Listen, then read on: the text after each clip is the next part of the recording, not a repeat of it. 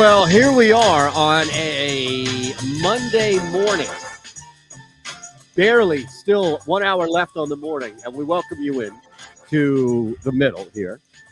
Following Birds 365, ahead of Dan Cilio's football show.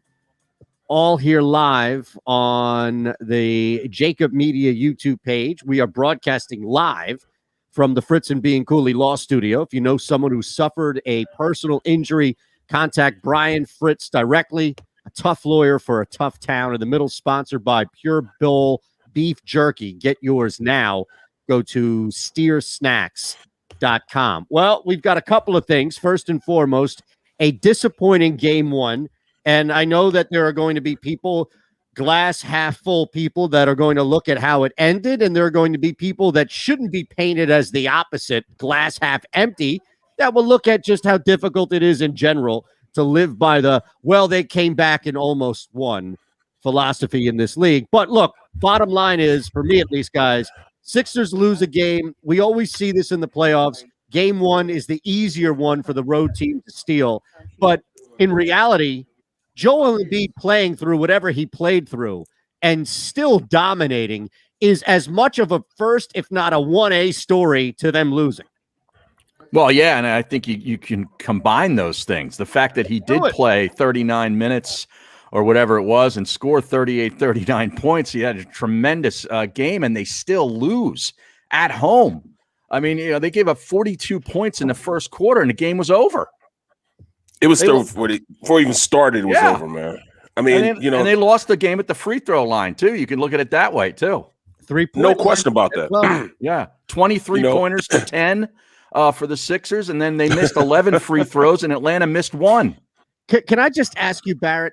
How do you have a scenario like that and you get beat in the first? Like, how are you the number one team? You're at home. You have the crowd behind you. And as an athlete, because this is what we need you to break down so people don't just yell and scream and throw things. How do you come what looks to be so unprepared for a game like that?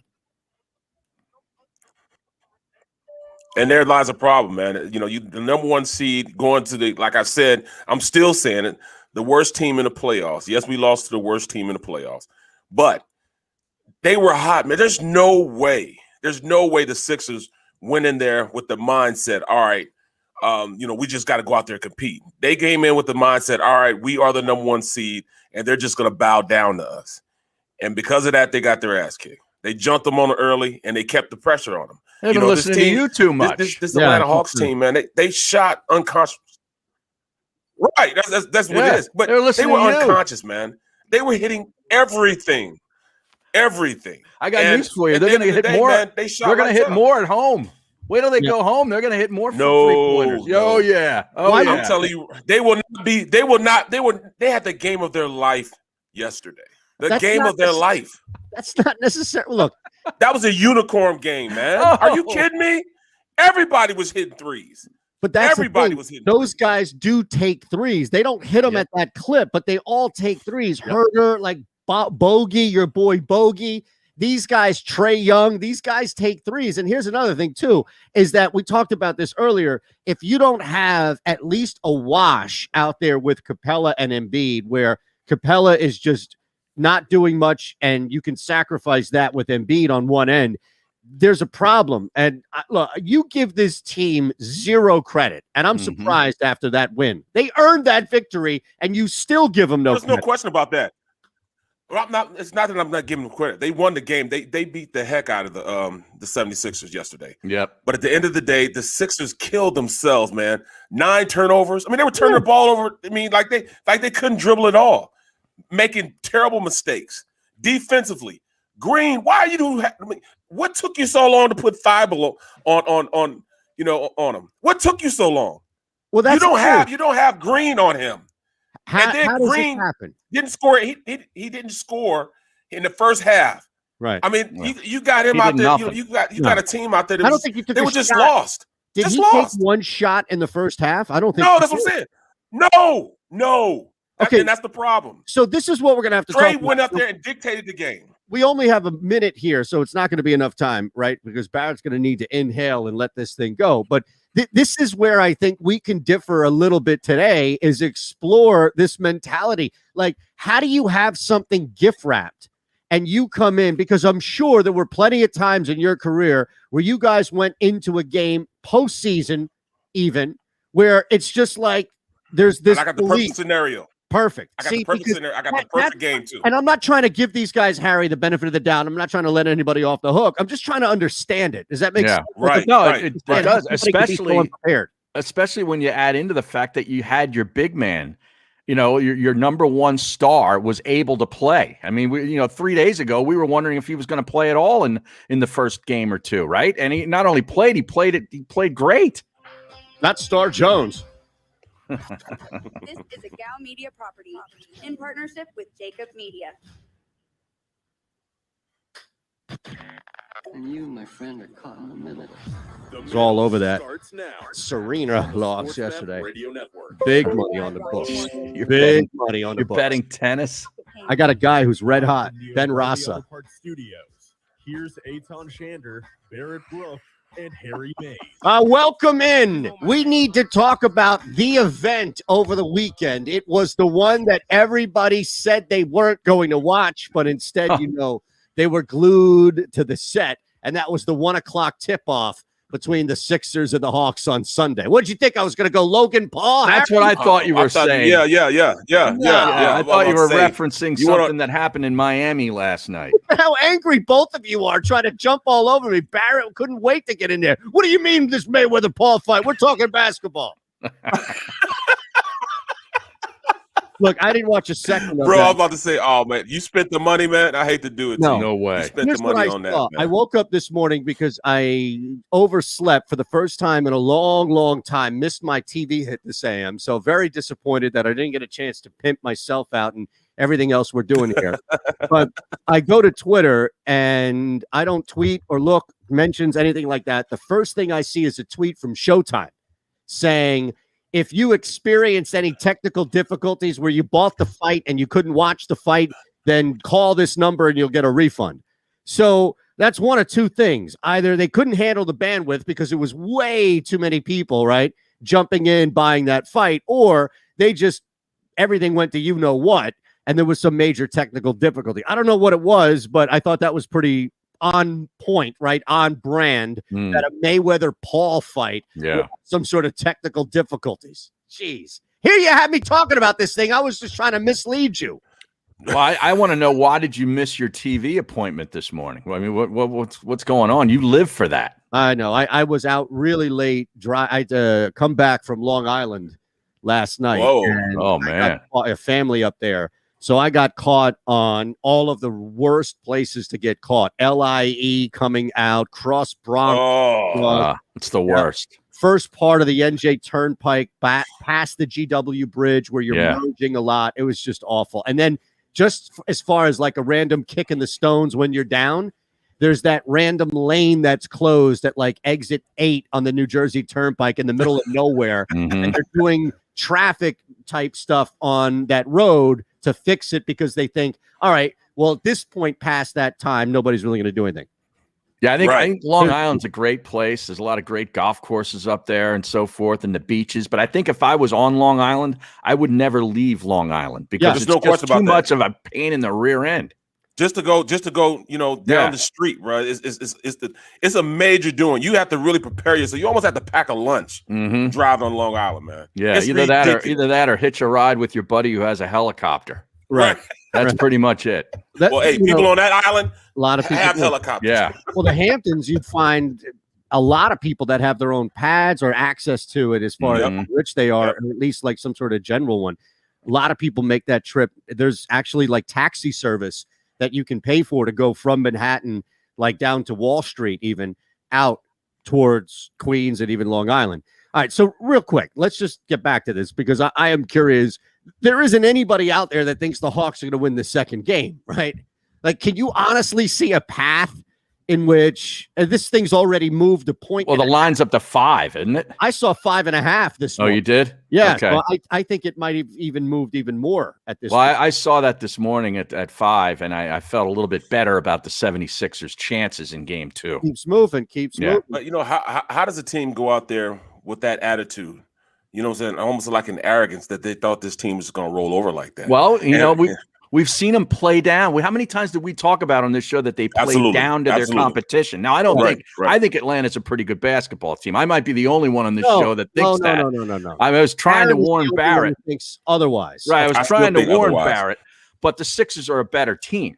Yes, they're a better team, now, but they didn't get close to playing like they were supposed to play. Was this one of those instances where they just came into the game and said, we've been listening to Barrett Brooks. He says the Atlanta Hawks are the worst team in the playoffs. Absolutely. We're going to play. We're just going to come down here and roll the ball out in the first quarter, and we should be fine. Next thing you know, they're down 15 points. I'll give you a perfect scenario here. I'm playing with with the Steelers. Once again, one of my Steelers stories.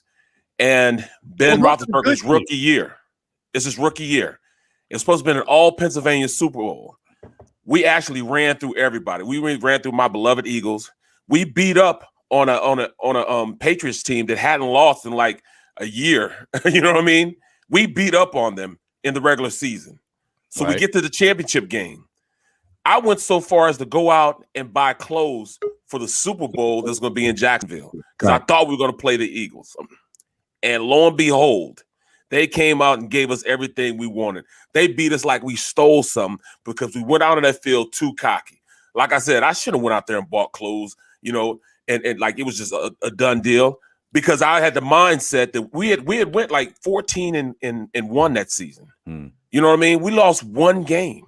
I mean, we had a streak going. We were just smashing everybody.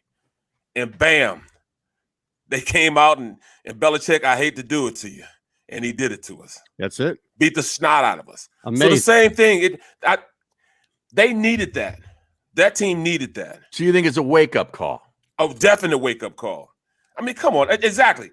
Danny Green was the absolute worst guy to have on Trae Young. I mean, why would they do that? Yeah. And it took him a half to stop it? No, it took him 3 quarters to stop it. It wasn't until the 4th quarter when they threw Thibault on him. And he was a little bit to start the 3rd quarter. Like that was a little bit more of it. But yeah, you're right. And then bam, you know what I'm saying? It made him at least think about it. He made shots hard on. Man, he was just coming down and driving to the hole and stepping back and everything on Green. So, not only did the players thinking, but I think Doc got caught with his pants down also. How would you go out and do that, man? Again, that's I think the biggest shock in all of this, right? And we have to get to Shelton here, his comments on the stream, where you can like, share, subscribe. Make sure you do that. Likes are huge, but we also want you subscribed to the channel. That does a lot for us here on YouTube. So look, we're providing free content. We're not charging. We don't ask much in return. All we really want is you just get the likes up, you subscribe, you can share, and then the notification bell, so you don't need to wait for us to tweet something out on the show handles or Harry's account or Barrett's big old verified account. But look, that's, I think, my emotion more so than anything. It's just shock. Like, I'm not mad. I'm not angry. I'm not going to throw stuff. This is not, oh my goodness, the series is over. We're not trying to drive some sort of contrarian reaction, gentlemen. I think the biggest thing is just shock. Like, you can lose a game in a series. It's okay to lose a game in the 2nd round and beyond in a series. These teams, contrary to Barrett's point, are some of the best teams in the NBA. It's okay. But to lose that game at home, when your big man played and played as well as he did. That's what's just so, like, I feel like, and I'm about to be one, so I'm not one yet, but I feel like I'm disappointed. The parent who's disappointed, the fan in that relationship. Barrett, man, you let me down. Yep. You guys had the home field. You guys beat up people all year. And I don't know what it was, if you were going through something or if you just started smelling yourself, whatever it may be, but you let me down. And that's what I feel like. You let me down. And yes, a 3-leg parlay where I mined the hell out of a WNBA game was busted because the Philadelphia 76ers lost. But I don't want that to be a factor in the conversation. I'm just saying. Crazy, man. Crazy. And look, you're right. 15 and 1. It was crazy, man. We were beating up on people, but we came in with that mindset. All right, they're just going to fall and lay down on us because a lot of teams did. We're the big bad Steelers. and a lot of teams would just roll over. Mm-hmm. But we're supposed to out lose there, to these guys, right? Yeah, right. But Belichick, he was like, "Look, hold on now. We still have the best quarterback in the league. We still have one of the best defenses in the league. Mm-hmm. We'll see you in the playoffs." And they beat up on us. And I think the Sixers were the same way. They went out there a little too confident, and I think they coached that way also. I mean, come on now. I mean, 9 turnovers. Somebody's head should have been rolling for that. Maybe it's all. How do you go out there and do that? Maybe it's all Triple H's fault. Oh, the Sandman all thing now. I saw that too, bro. It's it's ridiculous, man. But and we know now. I mean, because I'm gonna say this, and people are gonna go crazy, but I'm gonna say this. Maybe it would have been better if Embiid didn't play. They would have had a different mindset going into this game. They would have played differently. You know what I'm saying? It's almost like they sat back. Oh, we got Embiid back. Well, that's what I'm saying. Put the game on his shoulders. That's what I mean. Yeah, it's like put the belt on his shoulder. Yep.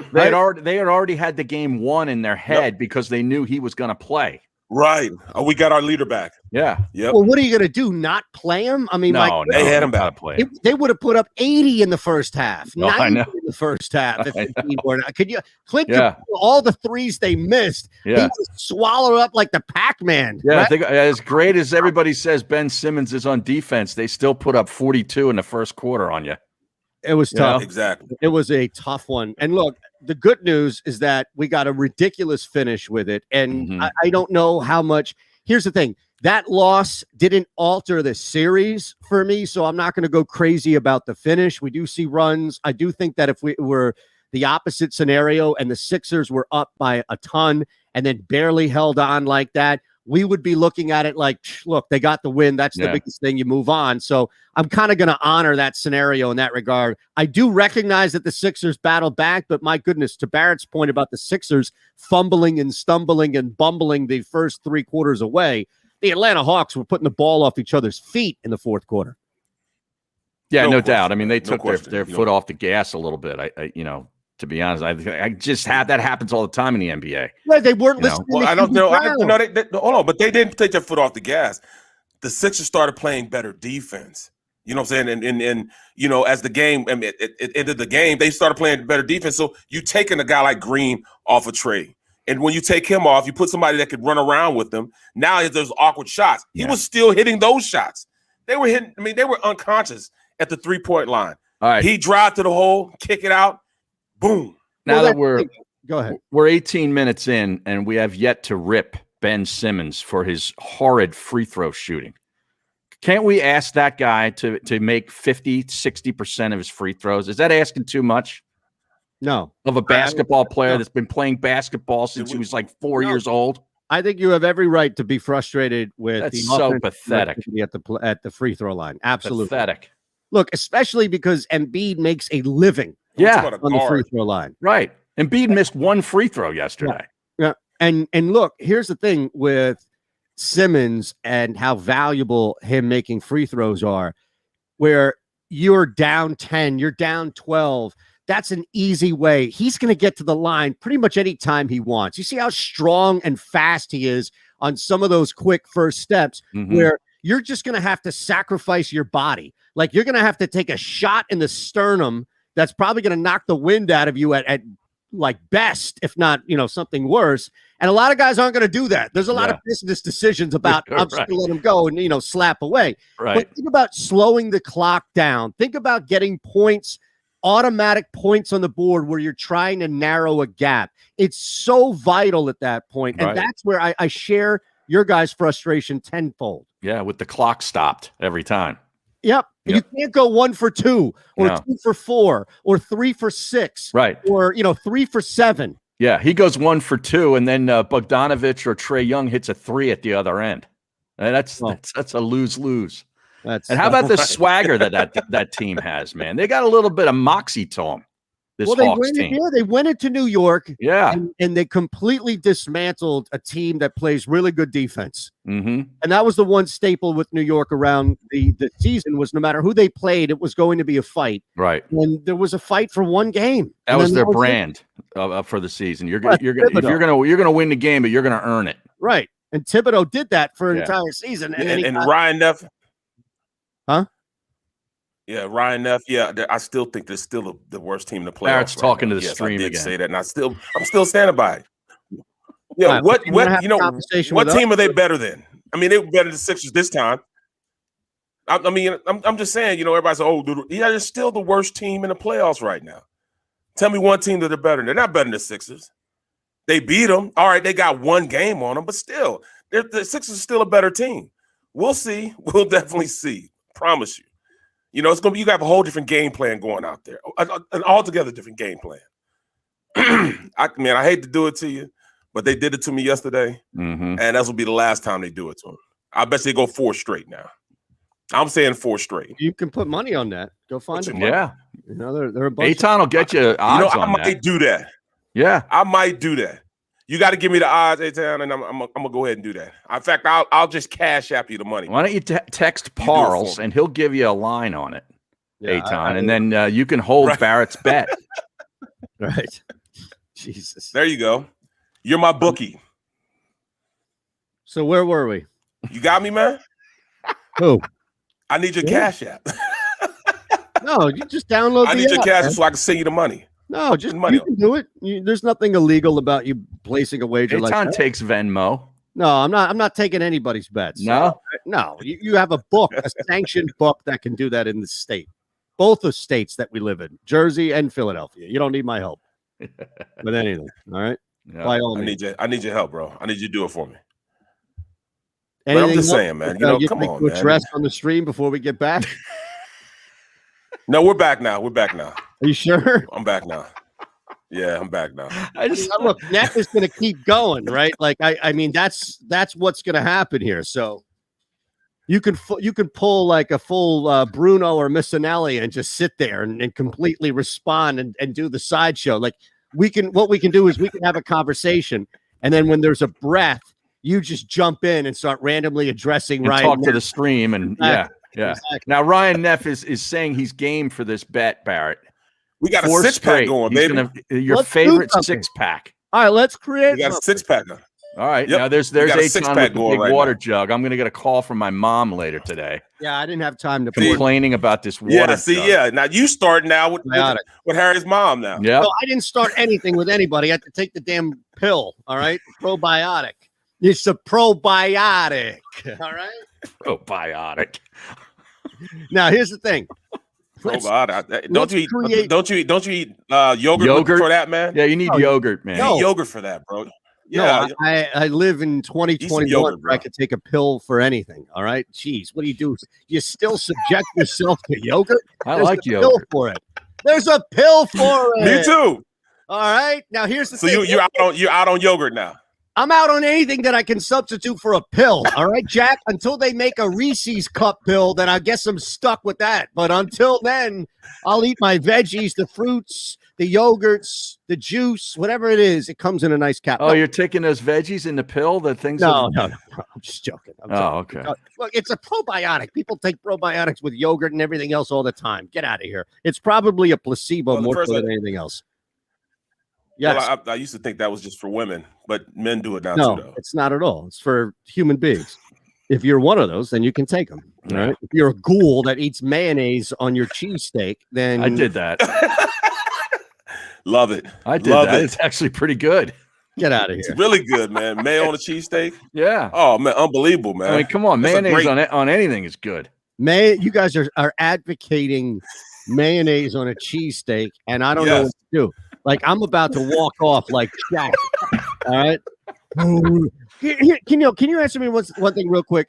Because What's up? it is a good show, and I do enjoy it. You and I got know- 2 minutes. and You got 2 minutes, bro. Actually, we have 1:40. Okay. So here's the thing. I'm curious.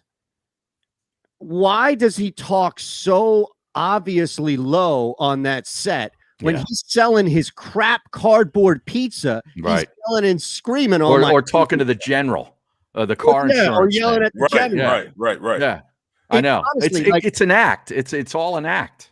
It's Well, hard for me everybody's to watch acting up that there, show. with except for Charles. Well, no, Kenny. What's Charles Kenny's is not acting. That's Charles is. I don't think Kenny's acting, is he? No, I don't think Kenny's acting either. Yeah. I think that's him. Kenny's legit, man. Yeah. Kenny Smith is all city, brother. He's smooth, man. Yeah. Bro, Yeah. Charles, man. Charles Charles called me, man, when I was fishing with D Gun. He called me. How long ago was during this? the tape of the show.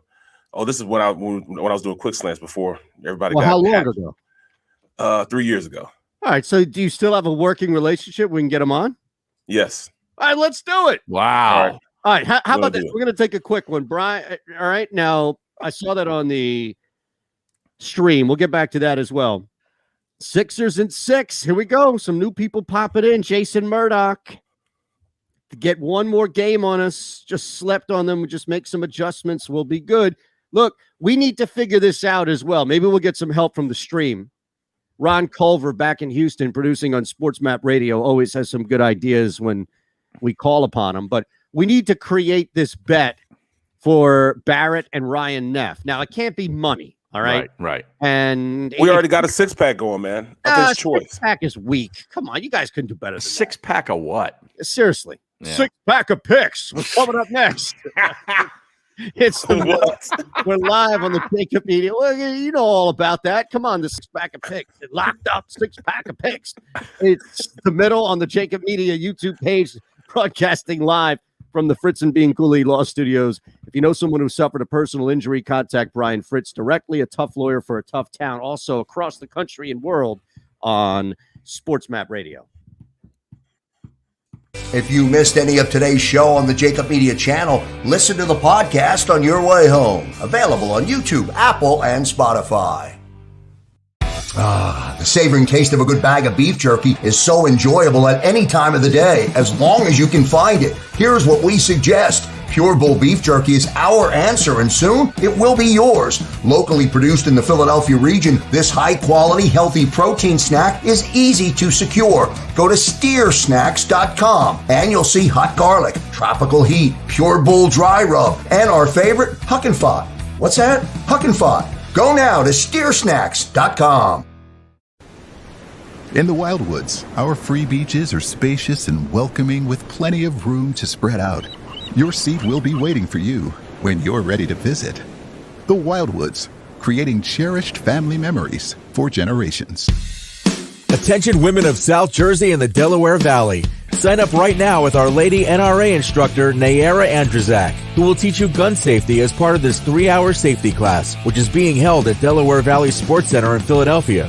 For information, drop an email to info@DelawareValleySportsCenter.com. That's info@DelawareValleySportsCenter.com. Learn the fundamentals at Delaware Valley Sports Center. You can't miss. Are you looking for a place to track your action, purchase picks, and share your sports betting analysis with the gambling community? Check out Book It Sports, a social media platform with an unparalleled experience catered for the sports betting community. On the Book It Sports app, you can track all your NFL, NBA, and college basketball picks while getting real-time updates and injury reports all in one convenient place. Start building your following today and stand out amongst your friends by downloading the Book It Sports app on the Apple and Google Play stores. Let's cash some tickets and put it on Book It. The International Brotherhood of Electrical Workers, Local Union 98, is a proud sponsor of The Labor Show with J. Doc and Krause every Saturday night from 6 till 8 p.m. IBEW Local 98's highly trained and superbly skilled electricians are the best in the business, setting the highest safety standards in the electrical industry. So when you're planning your next industrial, commercial, or residential project, choose an IBEW Local 98 union contractor. Learn more at IBEW98.org.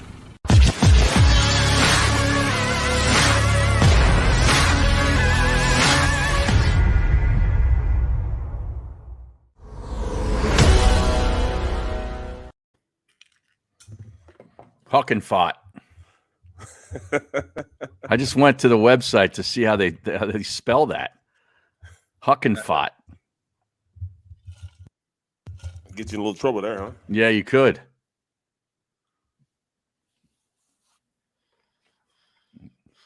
They got the cherryaki too.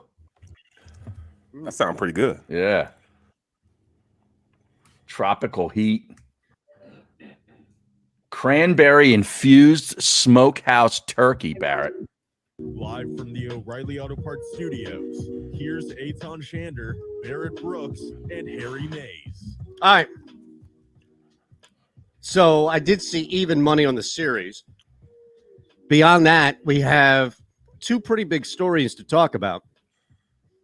the LA Clippers move on. Yep. And they got everything they asked for, which really was nothing they asked for, and a scare, to say the least. And look, Luka, like we see a lot of these guys, Trae Young's going to be the same thing when he can't get out of the second round. Great talent, amazing talent, but Dame Lillard, even with the help of CJ, you can't do it even with another guy. You're at this point, you're going to need 2 or 3 guys, depending on how good the other guys are, just to compete right now. It's crazy. Yeah.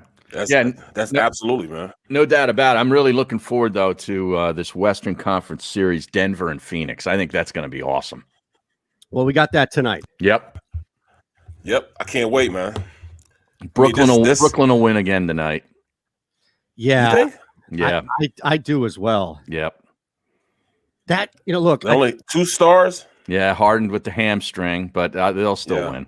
You know what's crazy, though, is, and you saw this in this game, sometimes, and Barrett, I'm sure, right, you take pleasure or joy in seeing people just execute something fundamental, because a lot of times when you're so good to be playing on a professional level, you can get away with it. That's why guys have these crazy batting stances, and it doesn't matter. They do everything you're told not to do, and they can still hit for 350. They're just that good. Exactly. Yeah. Exactly. The Nets could get away with not moving the ball the way they do, but my God, the way in which they space the ball is like some high school coach's dream, probably like a wet dream, if I can say that on the radio. It's amazing how much space there is, and they love to move the ball. Just watch. They make the second, the third, the fourth pass, and it's guys like Durant or Irving making that 4th or 5th pass. It's like Durant gets the ball in the corner, realizes that Joe Harris could be even more open if he just takes a step and passes it. It's crazy how selfless, the Nets are, and that's what really scares me, man. Yes, you take Harden out, Milwaukee, Philadelphia should be able to beat them in a series, but man, I don't know at this point. Yeah, it's scary when you have that much talent together and really no ego. Yeah, I thought that was going to be a serious problem, man. Right. You would think that, especially playing with Irvin, you would think Kyrie would want to be the man. You would think that, the 3 of those guys together would command the ball at all times. But no, they'll get to a guy like Joe. You know what I mean? There's not enough basketballs to go around. Right. Yeah. And what really, made me look at that team differently is the way they played defense. They played out and out great defense. Uh-oh. Who's calling? Is that Charles Barkley? No, this is Royal Home Furniture. Oh, boy. Are you getting stuff delivered today? Oh, yeah, I'm supposed to. Oh, yeah. Stuff for the kitchen. Maybe they're at the front door. Probably. No. I think that might be it. Oh. Well, we also have to talk about this Julio Jones trade. Exactly. I was going to try and just wrap the door on that quick NBA stuff here. Okay. And dive a little deeper into Julio. Julio. Well, yeah, we'll get to Julio, but we didn't get to this defense that the Nets are playing now. Where did this come from? They played straight defense. Yes, they did. I couldn't believe it. Well, look, the Bucks, I think, really did not take advantage at all of an opportunity, even though they were up 1 after 1. Muhammad, by the way, asking who still has that ringtone. That's like your standard ringtone, isn't it? Yeah, it hadn't been changed on my phone. I don't change ringtones either. Me neither, man. We have our answer. Both Harry and Barrett have I have the same one. There you have it. Barrett is not alone. No, I mean, change it for what? I mean, right. I would probably, look, I probably wouldn't know how to change it anyway. I wouldn't know how to do it. I'm sure you could change your ringtone. Don't give yourself. I would need someone to guide me. Of course I could do it, but I don't know. I wouldn't know how to right now to go right into this phone and do it. Okay. I'm just curious. Yeah. Absolutely curious. That's all. Do you have specific ringtones for certain people on your phone? No, that's too complicated. You know what I need? I need a ringtone that says, "There be no cussing." Yeah. No. Yeah, you need a Geico commercial as a ringtone. Here's the thing. That would last, I think, about 2 weeks. Mm-hmm. And then you not even on purpose, inadvertently would destroy that commercial for you. Yeah, you'd hate it. Yeah, you would. Yeah, you absolutely would. So be careful with. I can never hate that. You say that now. I thought the same thing when I started working at Domino's Pizza. Could never hate this. Give it some time. Yeah. Right? Although those wings, man. Because I know some guys that have specific ringtones for like their significant other, like when the wife calls or and it's some like da, da, da, da, one of those deals. Or like like know exactly who it is. Star Wars, right? Dun, dun, yes. Dun, dun, That's that's a crowd favorite for the bro, for the wife, or the significant other, whatever right. I mean, that's really what it is, right? Death march that you get. Jeez. Or the Price is Right thing. Boom, boom, boom, boom. That would be an avoidable one. Absolutely avoidable one. I think you're right. Oh, man. All right, we do have odds. Speaking of which, a lot of odds have shifted. A lot of things have come out. And even looking at the Super Bowl, now that Julio Jones was traded to Tennessee, and I'm sure that there are a lot of people here mistakenly thinking that the Eagles were in some sort of bidding war. I don't even see that. But let's preemptively shut that down. And then look, there are some interesting storylines that pop with this year because the Titans were already expected to be good. So we'll keep it here rolling on the JAKIB Media YouTube page. Give us a like, share, make sure you subscribe to all the stuff going on here. We're back in 3 on Sports Map Radio as well. Yeah, I think just, looking at it from the standpoint of the Titans, man, they went from 40-1 to 25-1. I see 35-1 down to 30-1 here on point with points bet. Okay, yeah. So this is the illegal one that I'm looking at. Bet MGM, they went from 40 to 25-1. Look, here's the thing. I'm sorry, Harry. No, go ahead. I think the one thing you look at immediately with the arrival of Julio Jones down there is a team that already has some pretty good talent at that position.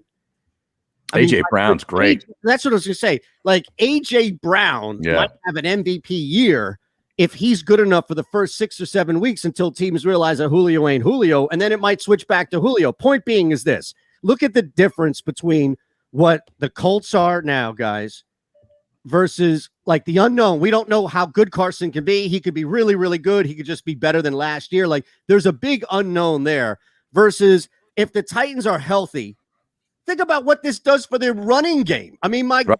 Derrick Henry could be the biggest beneficiary for this, really. No question. How do you not take them at least to win this division? Oh, yeah. No doubt.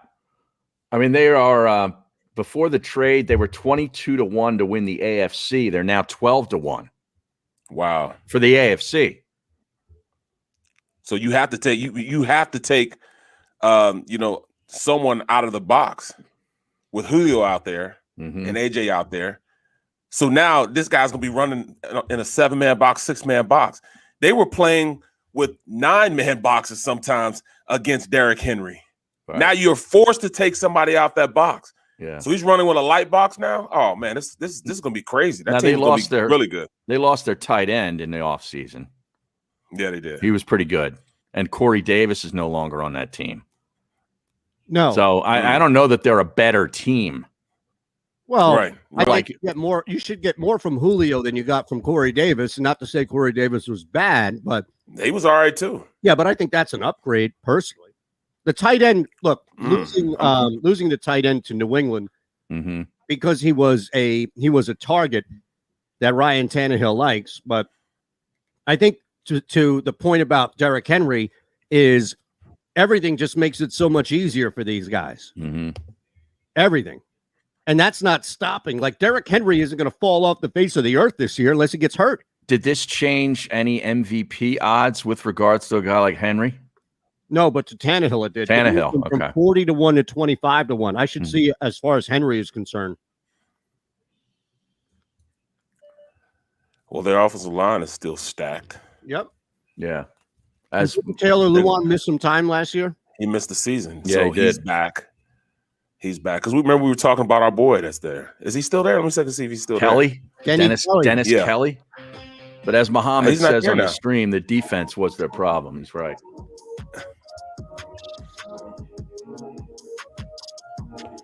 This is The Middle on the Sports Map Radio Network. Presented by Rocket Mortgage. Live from the O'Reilly Auto Parts Studios, here's Eytan Shander, Barrett Brooks, and Harry Mays. The Eagles were never going to get the Julio Jones sweepstakes. They were never going to be in that regard. And I think it's just more of a realization of where this team is right now. But look, this is exciting news when it comes down. You have a big trade. We knew Julio was out. That was inevitable in Atlanta. It was just a matter of where. You started hearing a lot of things, right? Cook up over the weekend about Nashville, about the Titans. It goes down.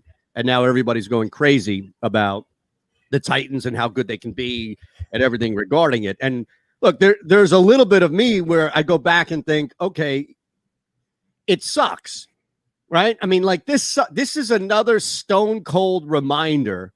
It's like where you're in class or you're in school, I don't know, grade school, middle school, and your friend is bragging about getting the PS5. I got the PS5, and you have to go home to ColecoVision. It's like, come on, man. You're happy for your buddy. You're going to watch. You'll probably subscribe to his Twitch channel to watch him play Madden. But you're freaking miserable when you have to go back to ColecoVision and play Space Invaders. And that's kind of how I feel as an Eagles fan today. Yeah, but I mean, I think that the Titans are going to win as many Super Bowls as the Eagles next year. None. Yeah. I don't think they're winning a Super Bowl either with Julio Jones. You're watching meaningful football, though. No, they won't. You have a hope that they'll make the playoffs. Well, see, you have meaningful football. Don't reduce it, Harry, to where it's Super Bowl or not. Come on. Well, that's what it is in this town. Not for you, though. Sorry. But you guys really think that if we would have went out and got him, if we'd have went and got Julio? No. That's what I'm saying. So because Barrett, let me clarify. It's not that I wanted them to get Julio Jones. It's not that at all. I know that they had no chance of it. It's just a sobering reminder of how bad this Eagles team really will be this year. And maybe it's a fact-finding year, and I get it, but it's just kind of a reminder that we don't have as much meaningful football to watch nearly as the team who was just in the news yesterday and today. That's all. That kind of sucks. I mean, if you want to combine it with the Eagles, the Eagles fan, this is actually might be good for them if they don't want to see Carson Wentz go too far in the playoffs, because this move could, has an adverse effect on the Colts, in that division. It's a good point. I don't think that, I mean, they squared their defense up pretty good. If you look at their defense now. Colts? Yeah. No, not the Colts, but the Tennessee. Titans? Yeah. They went and got Bud Dupree. Oh, that's right. That's right. You know what I'm saying? They got Bud Dupree. Yeah. The Khalif Fairley is their corner now. Yeah, they drafted him. Yeah. Yep, in the first round. Yep. So I mean, they're looking all right. Well, they needed upgrades on defense. Yeah, they did. They got Janoris Jenkins on the other side of Fairley. Mm-hmm. So it's they're looking good. They're moving in the right direction. They got a new coach. I mean, it's going to be a whole new system. Or no, Arthur Smith, he went to Atlanta, right? They lost their offensive coordinator to Atlanta. Yes. Right. Yeah, that was the other way around. But, I mean, they're heading in the right direction. When you look at us and the way our roster is built, offensive side of the ball, I think we're going to be all right. Even, with everything we're talking about with the quarterback situation and, offensive-minded coach, I think that they'll be going in the right direction. Defensively, I just don't think we have enough horses in the stable, especially at defensive backs, man. And especially with all the upgraded talent at wide receiver in the division. Exactly, man. So that's what I mean. It's deflating today because you're basically in fact-finding mode. Yeah. And look, this is research mode. This is like you doing all of the research before going on and being with the bright lights and acting it out. I mean, that nobody wants to sit there and mine for 4 or 5 hours and read and cut and paste stuff. This is the drudgery. It's drudgery. Yes, it's work. Chore. It's like work. Yes, and that's what this will be this year. It will be a chore for us to watch football. Because so was last year. Well, differently. No, last year was a chore. Yeah, last year you have to go up and clean your room. This is like, okay, maybe chore is a different term I should use, right? Because last year was like, all right, eat your broccoli or not getting any dessert, or go up No, and no, clean your no. room. It was straight punishment. You know what? Keep on acting up. I'm gonna make you sit down and watch this Eagles defense. Yeah, that's what I'm gonna do. I couldn't wait until 4:00 on Sunday afternoons because the Eagles game was over. I was waiting for that 4:25 primetime game. The Eagles are done. I've already written my notes up for their game, and I could just put it to bed. Yeah, and enjoy some I couldn't football. do that. That's what was. I had yesterday. I had a 2-hour show, Mhm. so it became that's a very chore taxing. doing a post game for a bad football team. It's taxing. Well, it's if you have callers, it's almost then you just easier hand it because over you to can. them. Yeah. No, but see, there's no callers. It's just all right. It's just a shouting match on who can be pissed off the most. Whether it's me, whether it's Mike, whether it's Seth. We always had somebody that was going to complain just as much as somebody else. So it was easy in that aspect. You could talk trash about the Eagles, about how bad they were. It was just a plethora of information on how bad they were. But it wouldn't. Watching this, we're gonna be learning more so than anything with this year's team. I'm gonna watch it just for that. It's not fun, and yeah. You're just hoping for moments. And look, there will be moments. There will be moments. We hope that Jalen Hurts will prove himself or continue to prove himself. That Devontae Smith will come out and live up at least to some early hype. Not all. It's really difficult to do all of that right away, but Miles Sanders makes a return to reality. I mean, there are going to be some expectations where guys fulfill it here. Maybe Sirianni, the defense, the special teams. Well, how about Jalen Rager? You forgot about him. He was the number one pick a year ago. Well, yeah, he should. He should be at that point. I'm just saying, it's going to. We also know it's going to take time, and you look at new. I don't know. I don't know how if people just maybe don't even react to yesterday's news about Julio because they know that it's just going to go down that path of self-loathing as an Eagles fan to realize that there's a tough one ahead of you. But I mean, look, it's hard to deny what they did either. The Eagles defense won't have to worry about him week 1. That's true. There's another benefit. I'm just gonna about Roddy White. Yeah, I'm gonna sit back. You said Roddy White. Roddy White. Jesus. How about but that? Hey, I'm just sitting back, and I'm looking at Landon Dickerson becoming a Pro Bowl in his first year. Yeah. You know what I mean? According to everybody, this kid's supposed to be the next Pro Bowl guard center. Where's he going to play? Are they going to move on from like a Brandon Brooks before the season starts? I doubt that seriously because nobody will really take his contract right now. So he'll be here. Mm-hmm. But he's still a top 3 guard in the league. Well, I mean, if he goes out and plays even close to where he played, he'd still be a top guard in the league. So I don't want him to go anywhere. I mean, Sam Malo probably he's up for a contract. I think they're hoping somebody retires, to be honest with you. And then when that guy retires, they'll be able to slide him in moving forward. But they're not, to your point, they're not going to be able to trade contracts. Right. Jason Kelsey, Brandon Brooks, these guys aren't. Lane Johnson, you don't want going anywhere anyway. But so what do they try to convince Kelsey to retire so they can move Sayamalu over to center and put this kid in at guard? Yeah, it's like Jason, take as much time as you want. You play another season. Yeah, Kelsey's earned the right.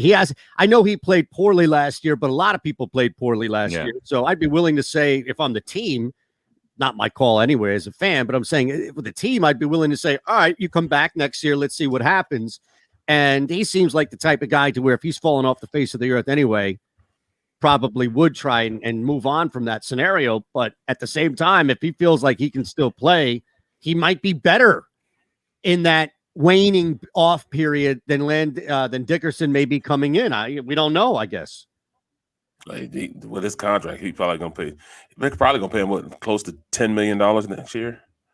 So I mean, I wouldn't be going anywhere anyways for that much cheese. I'm staying right here. I'm playing as long as they let me. He's probably making $10 million this year. You think so? Or close to it. Wow. Yeah, close to it. Yeah, man. That's a nice little. So why would you leave? Bonus. I'm gonna squeeze out as much as I can, bro. Right. Just squeeze out as many years as much as I as can. My body will allow. Yeah. And that's the thing, man. But he still plays at a high level. It's just everybody suck. I mean, can you imagine playing with guards you barely even know their name? and they're playing next to you. You know what I mean? I mean, that's tough, man. It's hard to play with people that, you know, you really don't have a chemistry with. And he really didn't have a, you know, chemistry with Herbig, you know, or I mean, remember the kid Brown that came out while Carson getting his head ripped off and he's fixing his gloves? I'm like, what is this? Talking about a patchwork offensive line. He was running for his life. They started a rookie at left tackle the first game. I mean, that's just the worst thing I've seen in my life, man. That offensive line was the worst I ever saw, man. He's a rookie, but then that's I started saying, come back with a new attitude this year, Barrett. I'm telling you, he's out to prove you wrong. Yeah, he and the Atlanta Hawks. See, here's the thing. Barrett has been wrong about a bunch of stuff. So now I think maybe he might be wrong about this. The Carson Wentz trade, the Atlanta Hawks stuff. I mean, man, the things come in threes. Just saying, Brooks. Wait. Being wrong, but stupid mistakes of being wrong. You know, we let a franchise quarterback just walk out the door. I mean, either way you look at it, the amount of money that's hit against the cap for this kid, it's $30 million is just gone right now from the cap from a player that's not even on the roster. Yeah. Now, because they were ignorant, doesn't necessarily make my wrong really wrong, because their ignorance sent the franchise quarterback out of there, and now there's nobody in his place, and $34 million is still on the cap for a player that's not here. Now, that's idiotic. So I'm wrong that they're an idiot. Yeah, okay, I'll take that. Look. I'll take that. There are many means to the same end, my friend. Right. I mean, that's stupid. You know, why not just have him here? Why not just have him just be a backup? I mean, he ain't going to do anything to anybody on the team. He could have just been a backup. So what? But at the end of the day, man, that's a stupid move by the Eagles. It was idiotic. They might get a first rounder next year. They might not. You never know. Carson might get hurt the third game. Okay. Then it's a second round pick instead of a first round pick. Just make it clear. That's all. I'll be that dude that's wrong in that. But if he does get hurt, and I hope he doesn't, if he does, can't you sit there and say, you know, hey, I'm more glad that they did get rid of him, because he just proved again that he's injury prone, and that would have happened here. Correct. Absolutely. Right? Absolutely. Correct. Absolutely. You know, but I mean, it is what's the nature of the beast. Yeah. It's the nature of the beast. Yeah, look, I love it, man. I love it. All right. We got to take a quick one here on the network. We're going to ride the hour out still on the JAKIB Media YouTube page here for the middle. Again, a reminder. He just said I'm wrong a lot. I ain't wrong a lot. You were wrong about that. You were wrong about the Hawks, and now you're going to be wrong about this latest thing with, what is it, Dickerson here? Yeah, Landon Dickerson. Yeah. I'm just breaking it down in threes, clusters of threes, okay? Now, look, I'm not going to go down the list of all the stuff we're wrong about, because I'm sure I might be in the lead. I'm just using this specifically with the parameters that I've selfishly created. Yeah. It'd be major stuff that I'm wrong with, huh? Trae Young's going to drop 50 in game 2. I would take the over. Although, I don't know. I do think the Sixers are going to throw everything. So, yes, I'll just bet based off where Barrett's gut is. How about that? So we'll wrap the hour next coming up on Sports Map Radio. It is the middle, and we're broadcasting live from the Fritz and B. and Cooley Law Studio. If you know someone who suffered a personal injury, contact Brian Fritz directly. Tough lawyer for a tough town. In the middle, sponsored by Pure Bull Beef Jerky. Get yours now. Go to steersnacks.com. I'm just saying, you know, there are things here. There are things here. Look, I don't know what you guys expect from Julio. What is he, 33 now? Yeah. Right? 32. He's 32? But I think he might be 33 by the season or something. I just turned 32. Right. Oh, he Yeah. did? Oh, okay. Yeah, in February. So he's 32 coming in there. I do wonder what teams, like, who came in second? Do we know? In the sweepstakes? Was there another team that was, like, actively pursuing him and then failed? They didn't get their first round pick that they were seeking. No. I kind of figured they wouldn't. They got a second and a fourth, I think. Correct. Yeah. But I'm sure there was another team or two in there. But I can't believe people thought that they were actively being sought by the Eagles. No, not by the Eagles. Actively trying. Yeah. Right. I would imagine would New England have been one of the teams? I was thinking about that. Yep. They have a lot to offer in that regard. Yeah. They have a lot of money still under the cap. They were cap strapped last year. They're going through with the Eagles the Eagles are going through now what they went through last year. I'm sure I mean, Aaron just having no Rodgers was hoping that Gutekunst was involved in that, Yes. but he probably wasn't. Maybe Seattle? Seattle. I don't know. I don't know who was willing to give up. You know what I mean? Like, who was actually willing to give up? And you know how they feel about draft picks, man. Mm-hmm. They're gold. Teams, teams don't want to give them draft picks up. But I mean, Calvin Ridley's the #1 receiver on that Falcons team anyway. Right now, yep. Yeah. He was even last year. Julio, yep. Yeah. They still got a nice little roster, man, with the addition of, Kyle Pitts. Yeah. I'm interested to see how he's going to be used by that new coach. Right. They might move him to receiver. I know. He might go to receiver. Look at our receivers, man. How about that for a matchup in the red zone? A 6'6" wide receiver tight end against some 5'11" cornerback. Yeah, it weighs $180. This guy's like 6'6", 235, and runs just like throwing deer. them around. Yeah, just throwing guys around and out jumping them. Right. You know what I mean? It's almost like Megatron, man. I tell you what, man, Megatron back in the day was like Moss was the same way. I mean, his strides were so long that it didn't look like he was running fast, but he was eating up cushion. I can remember when I was playing for Detroit, and we played him twice a year. And both our corners said that they would line up not 8 yards from him, they'd line up like 10 yards from him, and just go into a complete back pedal. Right at the snap. Right at the snap. And he'd still outrun him to the end zone. Wow. Nadal down right now. First set might be good to jump in. Oh boy. What? French Open. Right. Oh. Bear made a killing yesterday off Serena's loss.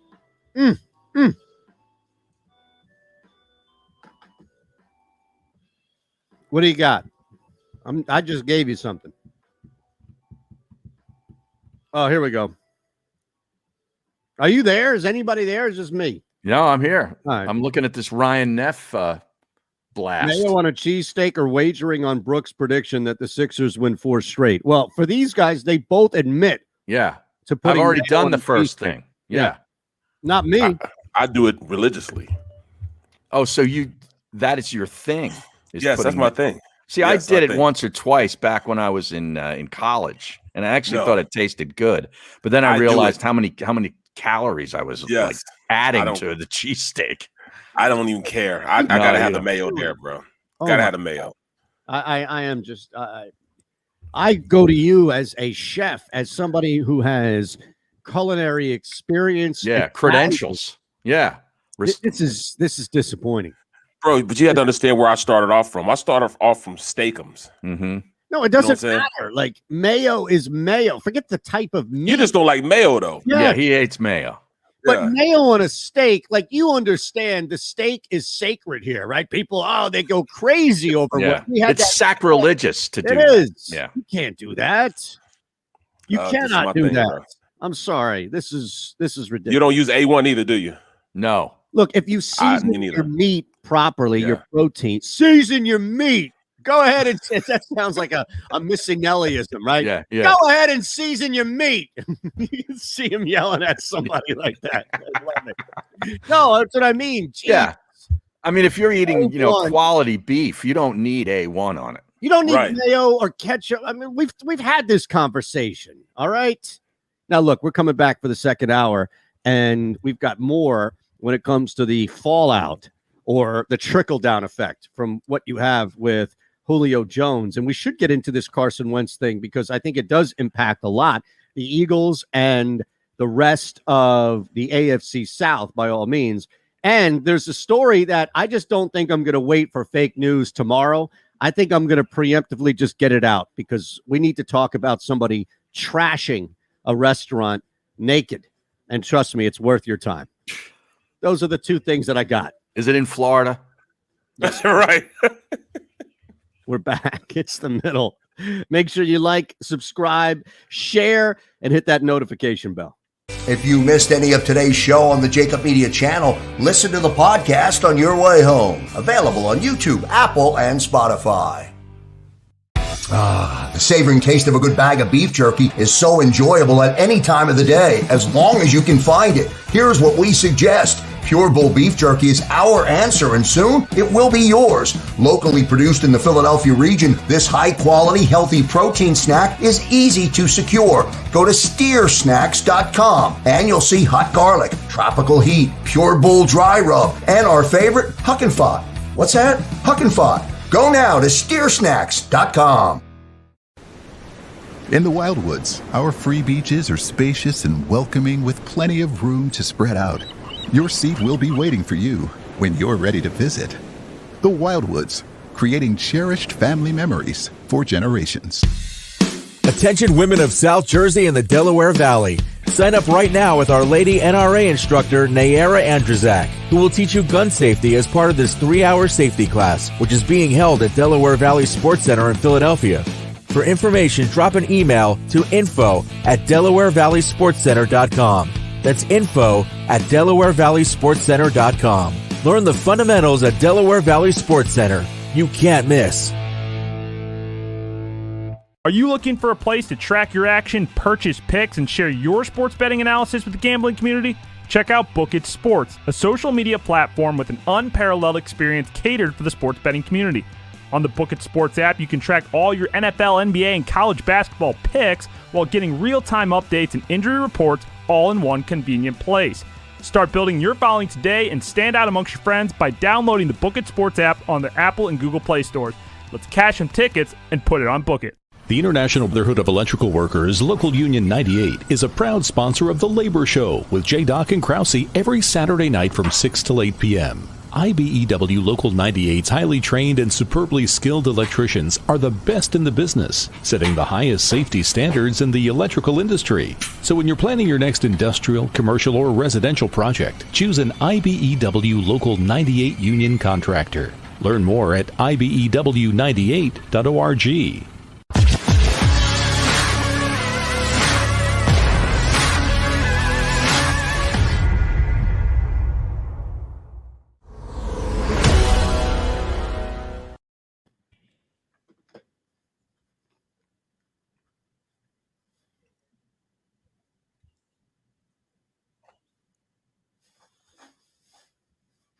So this Paul guy went the distance in that fight?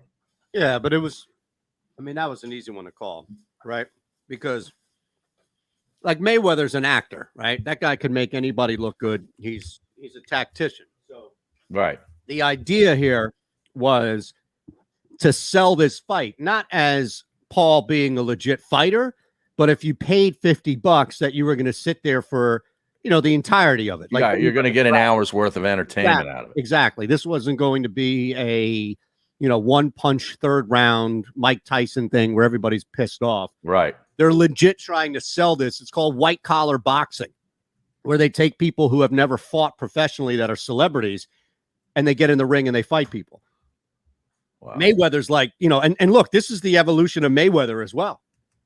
I mean, he will always be a draw in the ring. He could fight a bear. He could fight a YouTube star and people would pay money, right? Right. So from Mayweather's standpoint, it's like, all right, I'll give you an example. At the time, he was huge. He's not now. But like MC Shan did this guest hit on this guy Snow. Remember that song, Informer? MC Shan. Informer, yeah. Yeah. We don't know my land. I like it, boom, boom, bam. Remember that? No, I don't know that song. It remember, was yeah. fucking awful. It was the worst thing you've ever heard before in your life. This Right. guy from Toronto, this white guy from Toronto doing a Jamaican-esque song. Jamaican. Right? Yeah. And that's your crooks right there. Bam. I like you, boom, boom, bam. Right. That's terrible. Right. Awful. Just terrible. My God, it was brutal. So you had MC Shan, who originated the Bridge Wars with KRS-One, which is one of the most historic battles in the sense of like the original battle. This was the original beef. Now, there were boys and all of that. It was contrived and everything for it, but this was something that created Bronx versus Queens, and KRS-One represented the Bronx and MC Shan represented Queens, and you had the entire borough of current rappers at the time behind them, and it was this huge movement. in hip hop that's looked at as like one of the biggest historic movements. So Shan was a legend, and he lent himself to that track. And it was like, what are you doing? What are you doing? And it was like, dude, I'm so Teflon right now that even I could do that and wouldn't take a hit. And that's what Mayweather is. Like, Mayweather could fight anybody, and people would still show up and watch him fight no matter what. It's insane, like ridiculous. And he could lend his name like Shan did to that god-awful song and fight Logan or Aaron or whatever the hell the guy's name is, Paul. And Mayweather's legacy doesn't get hurt from this. Nobody looks back and says, Floyd Mayweather is the best pound-for-pound fighter in the history of the sport, but he also fought that Paul guy, so I can't really put him at the top. Well, no, but it was like two of the least liked people in the ring. Yeah, like it's hard to root for either end of those guys. Think about it, though. Mayweather might have been the sympathetic guy in all of it, which is insane. Yeah, and maybe that's why Mayweather took that.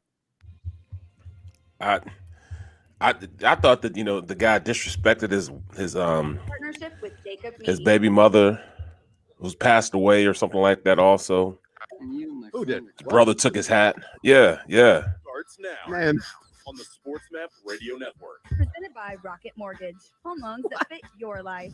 Rocket can. Live from the O'Reilly Auto Parts Studios. Here's Eytan Shander, Barrett Brooks, and Harry May. All right, here we go. Third and final thing we need to get out of here. Beyond, of course, I don't know why I keep going back to Roddy White.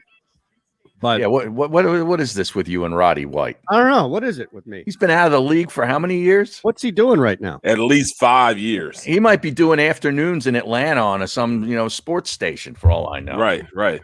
He had some good personality. And he was a baller too. He was a baller. Yeah. Wow. In 2014, White was criticized for reneging on a public bet he tweeted regarding a Duke win in the 2014 NCAA championship. White promised season tickets front row at the 50-yard line. When White lost the bet, he offered a ticket to a Bears game instead, while later upheld his end of the deal and more, including 2 Super Bowl tickets, stating, quote, "We have talked about it for days while people were just speculating, and being a father, you have to be responsible for your actions." That's the latest entry in Roddy White and the saga of Roddy White. So why would he be on the tip of your tongue? Because I mistakenly said Roddy White instead of Calvin Ridley, and I just came back to it. I don't know. Okay. I have no idea. This whole cheesesteak thing has me just... the mayo on the cheesesteak has thrown you. I'm really disappointed with today's show, honestly. I mean, So am I. In fact, I was disappointed with today's show before we even had the show. Well, that's fair. You share the same results as everybody else then. You're just like the audience. Oh, right. Shoot, I came here for this, and this is what I got. I mean, well, that's the way I felt yesterday when I came in from playing golf and saw that the Sixers were already down 15 points and the game just started. Blink. Yes, I got so mad, man. I was just hot. I was just mad, and the whole time I'm thinking to myself, I'm not even gonna pick my phone up because I know I'm getting just max text by both of you guys. Just random. I don't think anybody texted anything then. No, but I do want to know if Eytan, were you watching Twitter during the Sixers game? Because I bet the Sixers Twitter must have been apoplectic. No, I was at the start of that game. I was in a Slack, as I told you, with 2 guys that I work with, Lofty, who's been on the show a bunch, and Ben, who is a savant when it comes to tennis and ponies and a bunch of other stuff. So I was just taking betting advice and knocking them down, one after another. No, I wasn't watching Twitter. My God, no, I would stay away from that because why? Yeah. Why? I can't suffer through that. It was more just watching the game. Also, I was on the road too. So I was trying to get up and around to Long Island. Remember, I didn't leave until really late last night. So on my way up, I got buried in traffic on the New Jersey Turnpike, Staten Island into Brooklyn, Queens, all the way up to Long Island. So I was basically in the car having the YouTube TV audio pumped through my car, much like how people should be listening to the middle. I mean, look, to this show, this is a perfect example of how easy it is to drive around and have us on in your car because I'm locked in traffic. I was not making it to my destination by the half at all for the Sixers game. So I'm in the car for the next 4 hours. I want to know at least what's going on, not listening it to on the radio since I'm out of market. So I just go to YouTube TV, play it, connect it with the Bluetooth or the aux, however you connect to your car. Right. It's like when you make a phone call to somebody, it's that easy. And you hit play, you put the phone down so you don't need to watch it and you can just listen. Right. That's it. You don't need to see us. No, you can consume the middle show in your car just with the audio. Absolutely. It's really easy. Or the Sports Map radio app. Correct. Audio-wise there. Yeah. But I think here's the thing. We need the views. So we'll tell you to go to the JAKIB Media YouTube page especially since we're in break on the network, and watch us. Even hit a like. That's what you should do, right? Hit a like. Make sure you subscribe. And then the third thing is push play. And make sure you put the phone on the seat. You don't need to watch us. You're just driving around. I'm telling you, it's really easy. Really, I'm listening to the radio. You shouldn't be listening to the radio. There's no excuse anymore about only listening to the radio. It doesn't mean you can't ever listen to the radio. I'm just saying there's no excuse.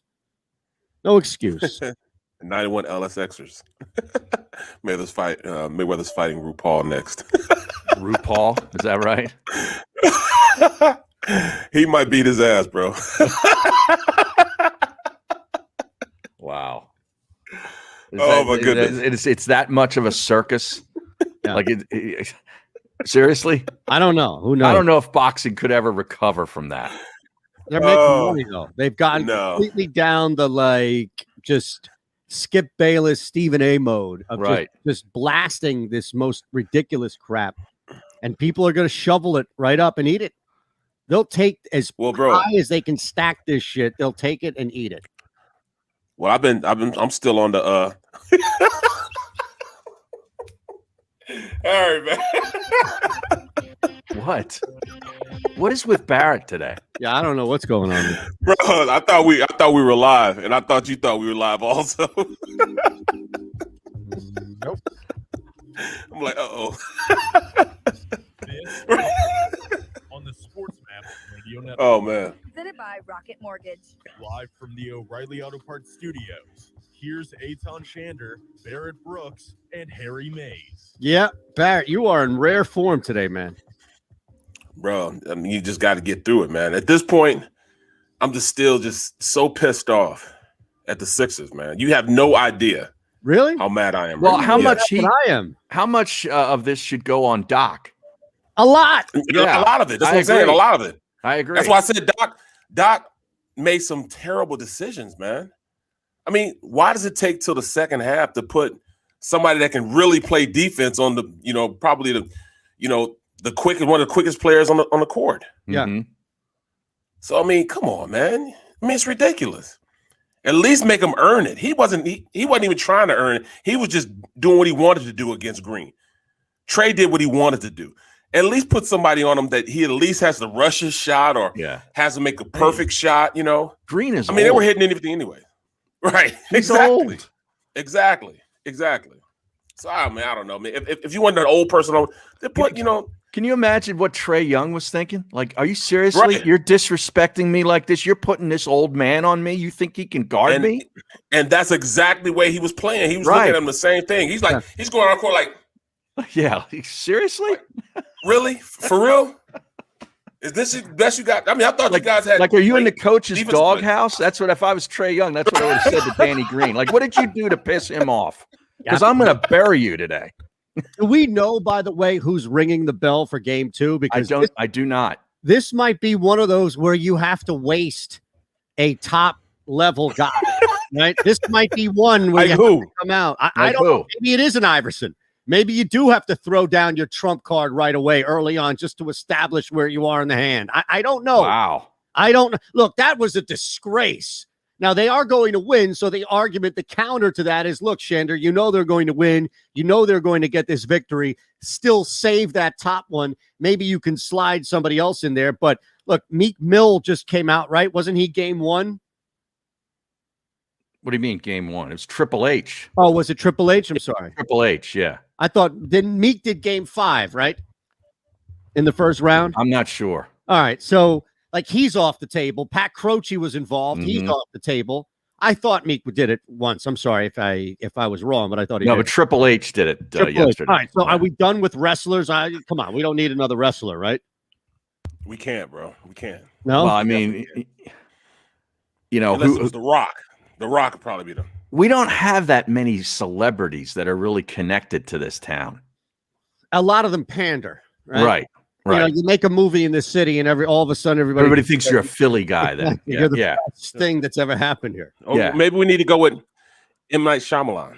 No, maybe he can come out and bring the and I'll tell you why. Because he made a piece of pile of steaming, you know what? Most of his stuff is a pile of steaming, you know what? Even worse, Harry. All right, sometimes at least the preview can still. What's the latest? Win.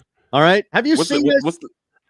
What is the latest? What was the name of the latest one? So a lot of times, you know what happens, right? Where you still go back to the well. Oh man, yeah, that Bruce Willis. I love Bruce Willis. Well, the movie's called Hostage. You don't know anybody else in it. You don't know the director. It's probably going to be awful. You still go see stuff because of why it hooks you. And I think for M. Night, a big thing that he was doing is cheating, using the smoke and mirrors of his movies and just cropping it down to an insane preview. And I mean like the more recent stuff, right?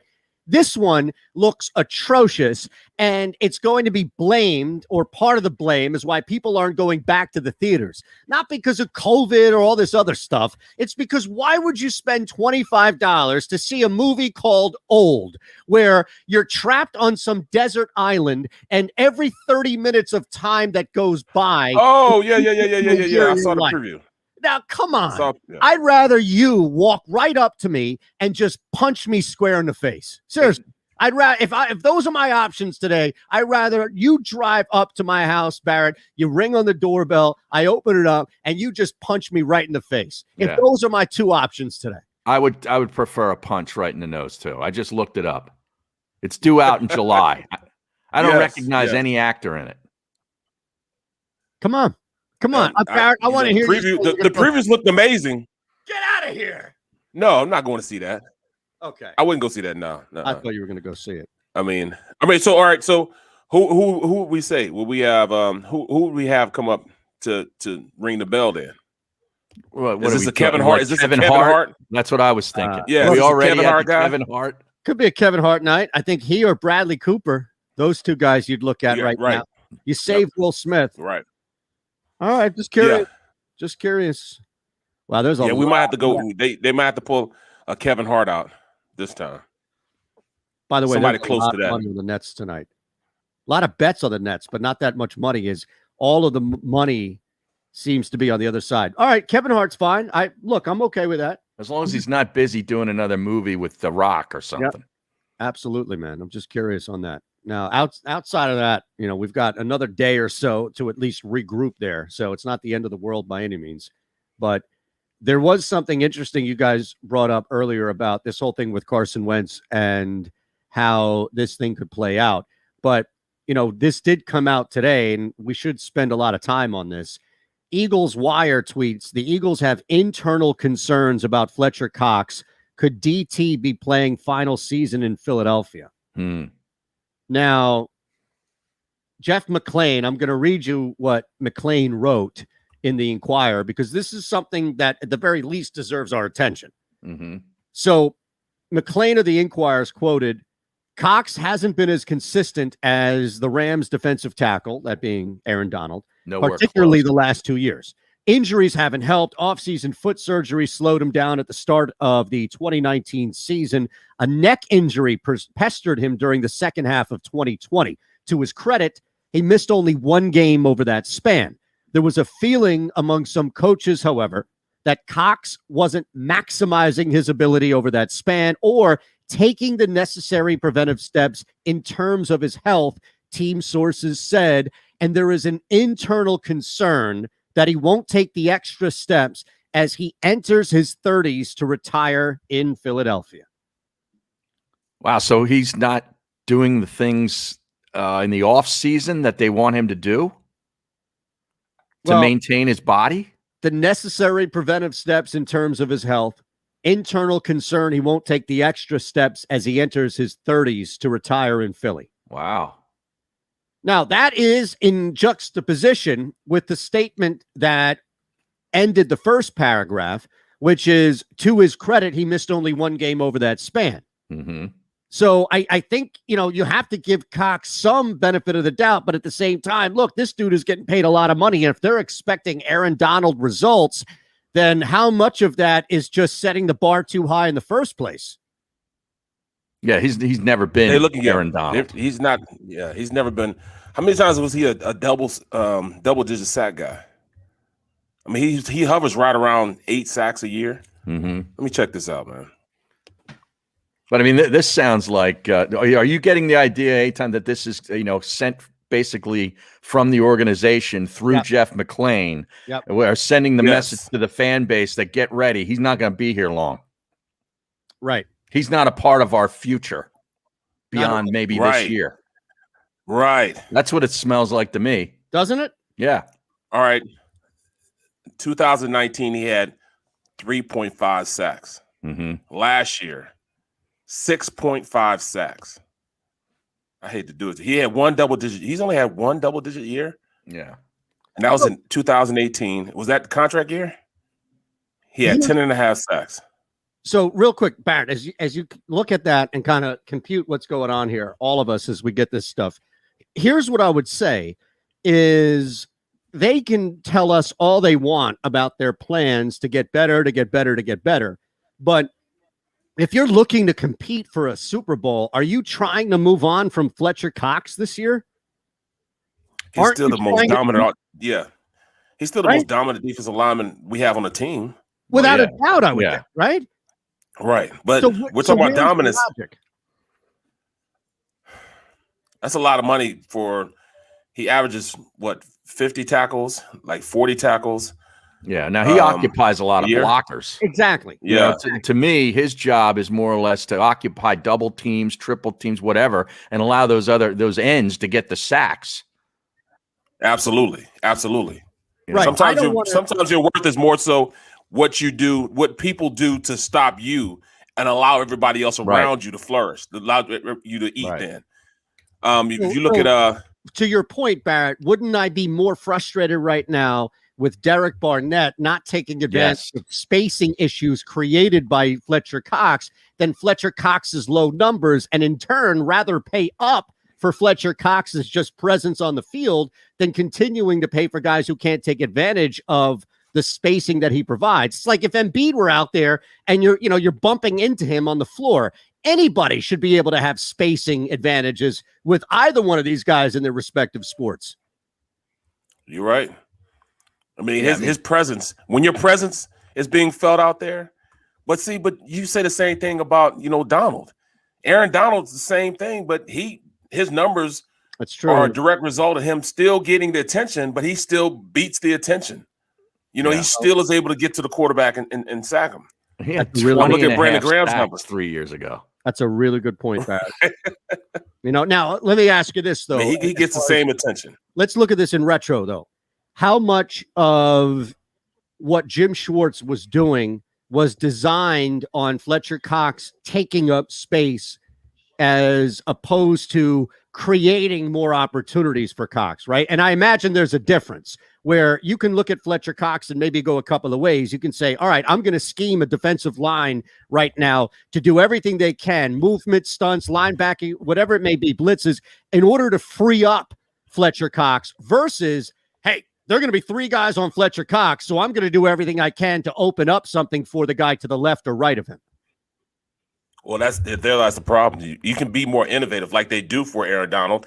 They line him up everywhere. Mm-hmm. He might be a defensive end one time. He might go down to the 3 technique. He might end up going to the other side of the field. Fletcher Cox is going to be at the 3 technique the entire game.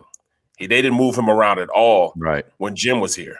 Now, when they did move him out to defensive end, that's the same year he had double-digit sacks. He has 10.5 sacks that year when he allowed him to go out there and play anywhere. Now you can't game plan him and slide the line to him all the time. Right. Now you have to think, all right, where is he going to be at? I mean, there's a lot more ways that you can affect the game rather than sacks. I mean, he just implodes that pocket, gets the quarterback to move, a certain way, maybe the other opposite of the way the play was designed. He could cause havoc that way.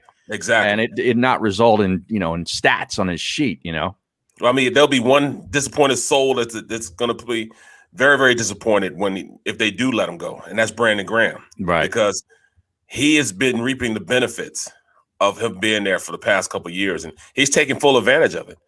At this point, he averages more sacks than Fletcher Cox at this point. For the last 3 years, he's averaged more sacks than Fletch. Yeah. So, yeah, he's reaping the benefits of him being there. In fact, I think he had 10.5 last year. How many sacks did he have last year? Last year he had 8 sacks. Brandon Graham had 8 sacks. The year before that, 8.5. 2018, 4. But then 2007, 9.5. So, yeah, he's reaping the benefits of Fletcher Cox being there. Aaron Donald only had 2 years where he didn't get double-digit sacks, and he got 8 and 9 in those years. He is a monster, man. It is, and that's why I think it's worth noting. Yeah. It's ridiculous, man. But he has that motor. That's what they're talking about. Yeah, his motor, his workout ethics. It's consistent. He's a beast. You hear him out all the time. You see the videos of him working out. You see, he's cut up to be a 300-pound guy. He is cut up like a sculpture. This guy works his butt off to be the type of player that he is. And I think they're trying to compare his work ethic to Fletcher's work ethic. Now we're talking about pure stats. Yes, Aaron Donald has it all. He still gets the same attention, but they line him up in more places. I think if you did the same for Fletch should have the same results also, or not the same, or pretty close to it. Pure Stats, not Pure Bull, who is the sponsor of the middle. And that's Pure Bull Beef Jerky. Get yours now. Go to steersnacks.com. We are live and local from the Fritz and B and Cooley Law Studio. If you know someone who suffered a personal injury, contact Brian Fritz directly. Tough lawyer for a tough town across the country and world. However you can consume Sports Map Radio. It's the middle. We have a couple of things, including a juicy overtime at 1 o'clock. So you want to make sure you are sticking around for everything that we have. And I can already see the Simmons hate inserting itself into the program. And I'll be fair and honest, it is not Barrett nor Harry, but Barrett looks like he's salivating, waiting to get to it. Shame on you. Barrett loves that stream, man. He loves the chat on the stream. Yeah, he can't wait to get to it. All right, we'll get to all of it coming up. It's the middle. If you missed any of today's show on the JAKIB Media channel, listen to the podcast on your way home. Available on YouTube, Apple, and Spotify. The savoring taste of a good bag of beef jerky is so enjoyable at any time of the day, as long as you can find it. Here's what we suggest. Pure Bull Beef Jerky is our answer, and soon it will be yours. Locally produced in the Philadelphia region, this high-quality, healthy protein snack is easy to secure. Go to steersnacks.com, and you'll see hot garlic, tropical heat, Pure Bull dry rub, and our favorite, Huck and Fought. What's that? Huck and Fought. Go now to steersnacks.com. In the Wildwoods, our free beaches are spacious and welcoming with plenty of room to spread out. Your seat will be waiting for you when you're ready to visit. The Wildwoods, creating cherished family memories for generations. Attention women of South Jersey and the Delaware Valley. Sign up right now with Our Lady NRA instructor Nayara Andrzak, who will teach you gun safety as part of this 3-hour safety class, which is being held at Delaware Valley Sports Center in Philadelphia. For information, drop an email to info@DelawareValleySportsCenter.com. That's info@DelawareValleySportsCenter.com. Learn the fundamentals at Delaware Valley Sports Center. You can't miss. Are you looking for a place to track your action, purchase picks, and share your sports betting analysis with the gambling community? Check out JAKIB Sports, a social media platform with an unparalleled experience catered for the sports betting community. On the JAKIB Sports app, you can track all your NFL, NBA, and college basketball picks while getting real-time updates and injury reports all in one convenient place. Start building your following today and stand out amongst your friends by downloading the JAKIB Sports app on the Apple and Google Play stores. Let's cash some tickets and put it on Book It. The International Brotherhood of Electrical Workers, Local Union 98, is a proud sponsor of The Labor Show with J. and Krause every Saturday night from 6 till 8 p.m. IBEW Local 98's highly trained and superbly skilled electricians are the best in the business, setting the highest safety standards in the electrical industry. So when you're planning your next industrial, commercial, or residential project, choose an IBEW Local 98 union contractor.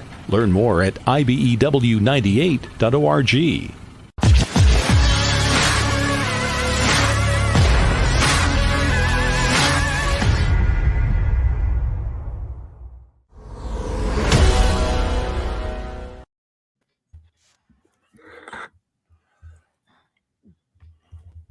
Huck and fought.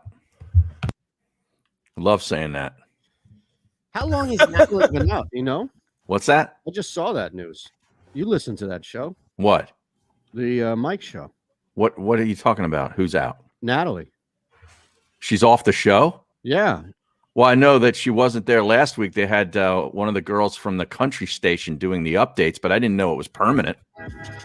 It is? She said the Crossing Broad thing announced her departure from the Fanatic a few weeks ago. What? Yeah, I didn't know that. Wow. It's big news. That is.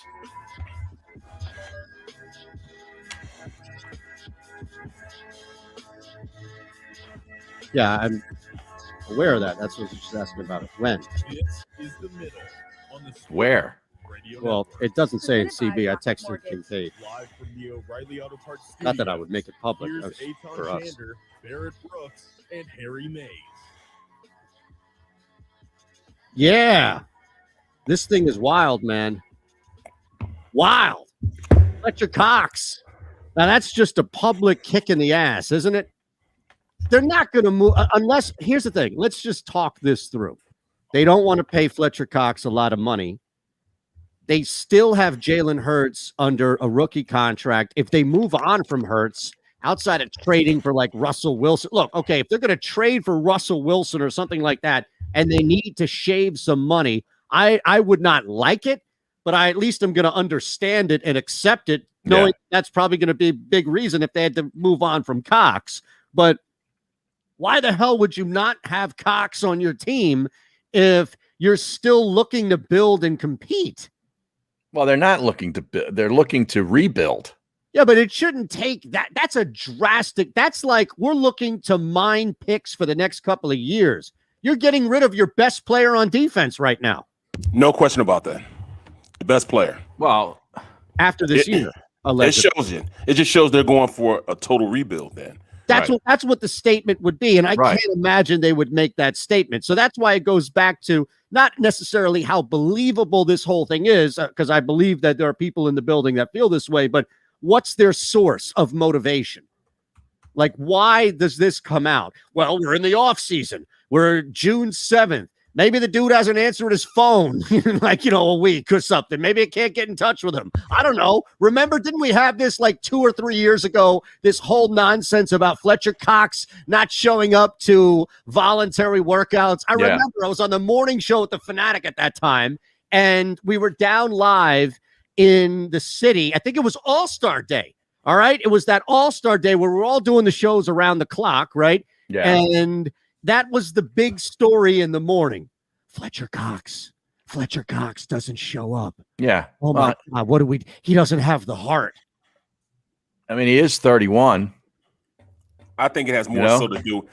This coaching staff doesn't have any allegiance to anybody right now. Well, they don't, nor should they really. Right. So they can it'll be one of those things. All right, then. Well, we really don't know the impact that he has on this team. Right. So we could move on easier. And what better way to send just tremors through your roster by saying, man, if he's capable of being moved on from, what about me?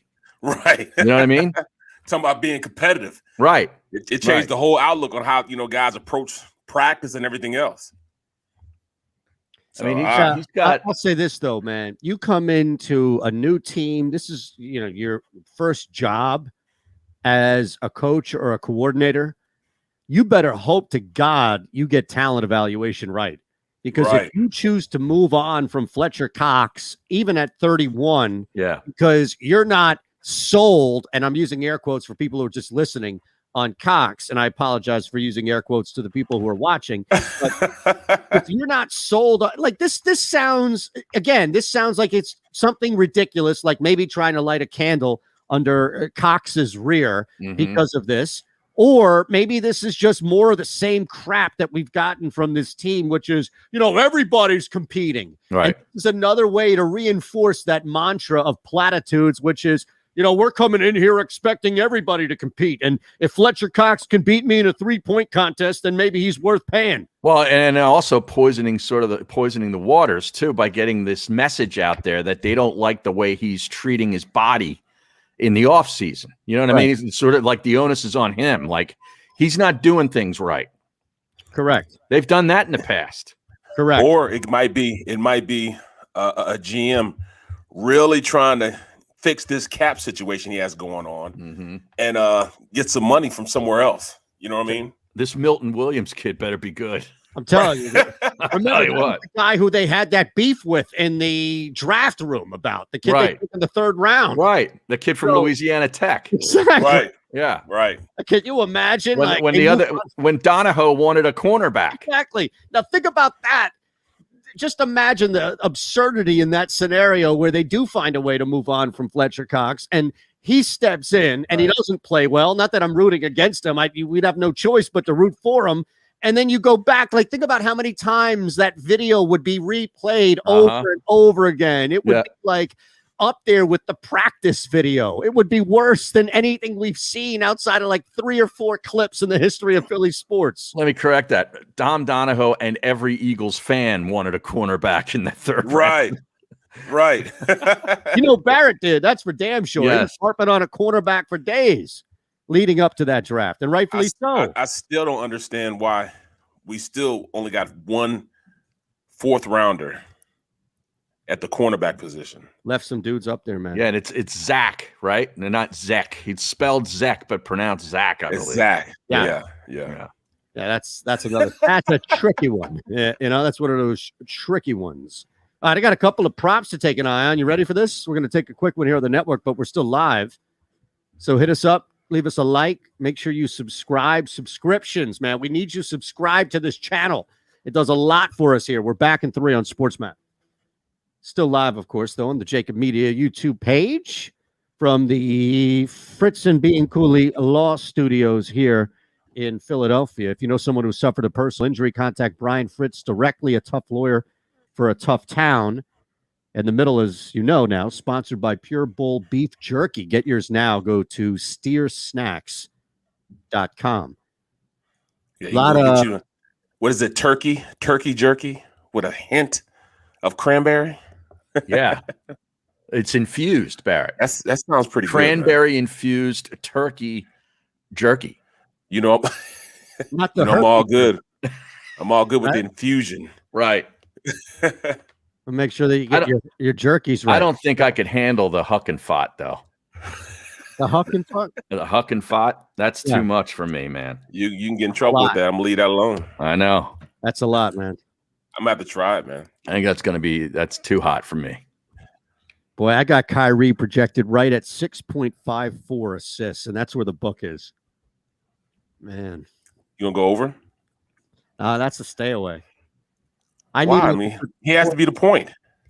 But look, 6.5. That's what I'm saying. The projection is way too close to what the book has. If the book had it 5.5, then I would take it.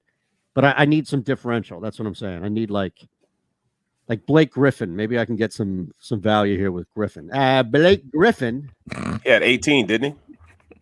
Yeah, rebounds not bad. I mean, I've got him projected for 6.74 rebounds. So 7+ is juiced up. Tell you, the books, they move faster than the projections. That's damn sure. Nicholas Lisi's telling you, Eytan, the bet of the night is Brooklyn -1. You're already on that, aren't you? No. No? I haven't taken anything on this game yet. I'm just looking for some value on props first. I was interested look, Blake Griffin assists.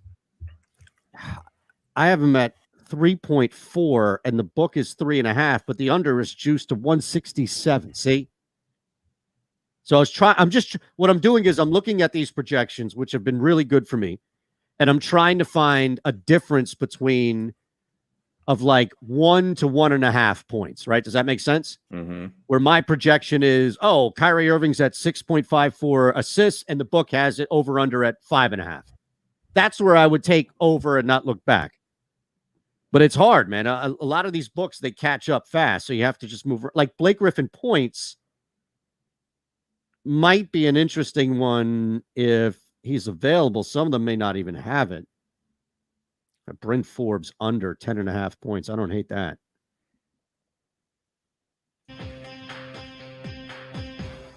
Irving at 6 rebounds.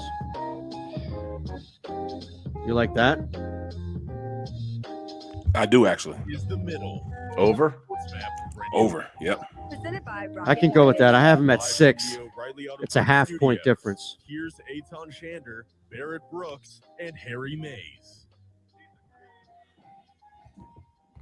All right, well, I told you to get in, right? Didn't I tell you to get in live action? Rafi was down 3-2, and I got him at plus 120, set one winner. I don't know what the hell you guys are doing. All right, I got to give my guy Ben Rasa a lot of credit. I was trying to conflate two different words, props and credit and props. Crops. Yeah, crops. I gotta give. Yeah, who got the crops? Who got the crops? That's what it is, right? It's just you can combine, I guess, the two. Where do you have Chris Middleton at? Middleton rebounds. I have him projected at 6.66. Okay. Mm-hmm. And where he is on the book. Well, hold on a second. Where he is on the book is 6.5. Now, unfortunately, the over is juiced at minus 128. So I'm trying to find some decent numbers.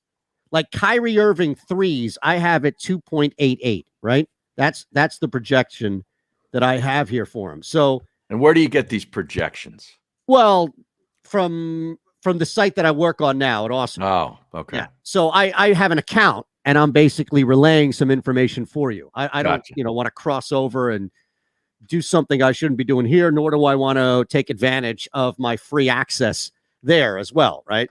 Right. So, but I'll still tell you what I have projected, and these are the ones that I'm betting off of, and I'm just trying to find the differential in it. Like Landry Shamet, right? I have projected for 5.3 points. So if you could get him on a book at like 6.5, then I would strongly suggest going under. Kyrie, same thing for 3-pointers made. I have him projected at 2.8. Now the under is 3.5. So I'm good here. This is the bet that I'm going to take. Now, again, this is just mining on the fly. Harry can explain this is what you try and do and try just so you're not blatantly throwing crap out there. It doesn't mean this is going to hit, but this is the value. So finally, after 5 or 6 attempts, we found something. I have Kyrie projected at 2.88 threes tonight. And on the books, he's at 3.5. And the under is minus 103. So I'm good. Even if that projection hits to 3, the bet you're going to take the under. Exactly. So that's where I'm going to slide in. And that's going to be the favorite one for me so far. All right. Just because the projection is so much lower than the book. Correct. Number. Which is really difficult to find. Right. Really difficult. But yeah, your point about Middleton, man, I think that there's some value with Middleton. He can't have that bad of a consistent game again, right? I think that he's gonna be the key. If they have any chance of winning, he has to play a lot better than he did last game. A hell of a lot better. Well, yeah, I would think so. I haven't touched this game though tonight. You'll go in game. I just think the Nets are going to win again. But here's the thing: like the Bucks, like the Nets would have to get out to a resounding lead. Well, what's the money line for them? It's pretty much split. I have it as a pick 'em right now here on Fox Bet. Mm-hmm. So you're going to get them at what, minus 110? And I think the Nets, like, how likely is it, do you guys think? And I'm asking, right? How likely is it that you think the Nets are going to get out to like a 20-8 or like, 24-12 type lead in the first quarter? Because that's really where the value would be lost immediately. Otherwise, I'm just going to wait and see if the Bucks maybe get up a little bit and try and get grab them at plus money. Yeah. Yeah. Did you have essential quality on Saturday? No, I didn't touch the ponies. You didn't. I didn't even watch it. Me neither. I forgot it was on, actually. Yes. It's funny, like when there's no like thought of a Triple Crown, the Belmonts, I don't even know when it happens.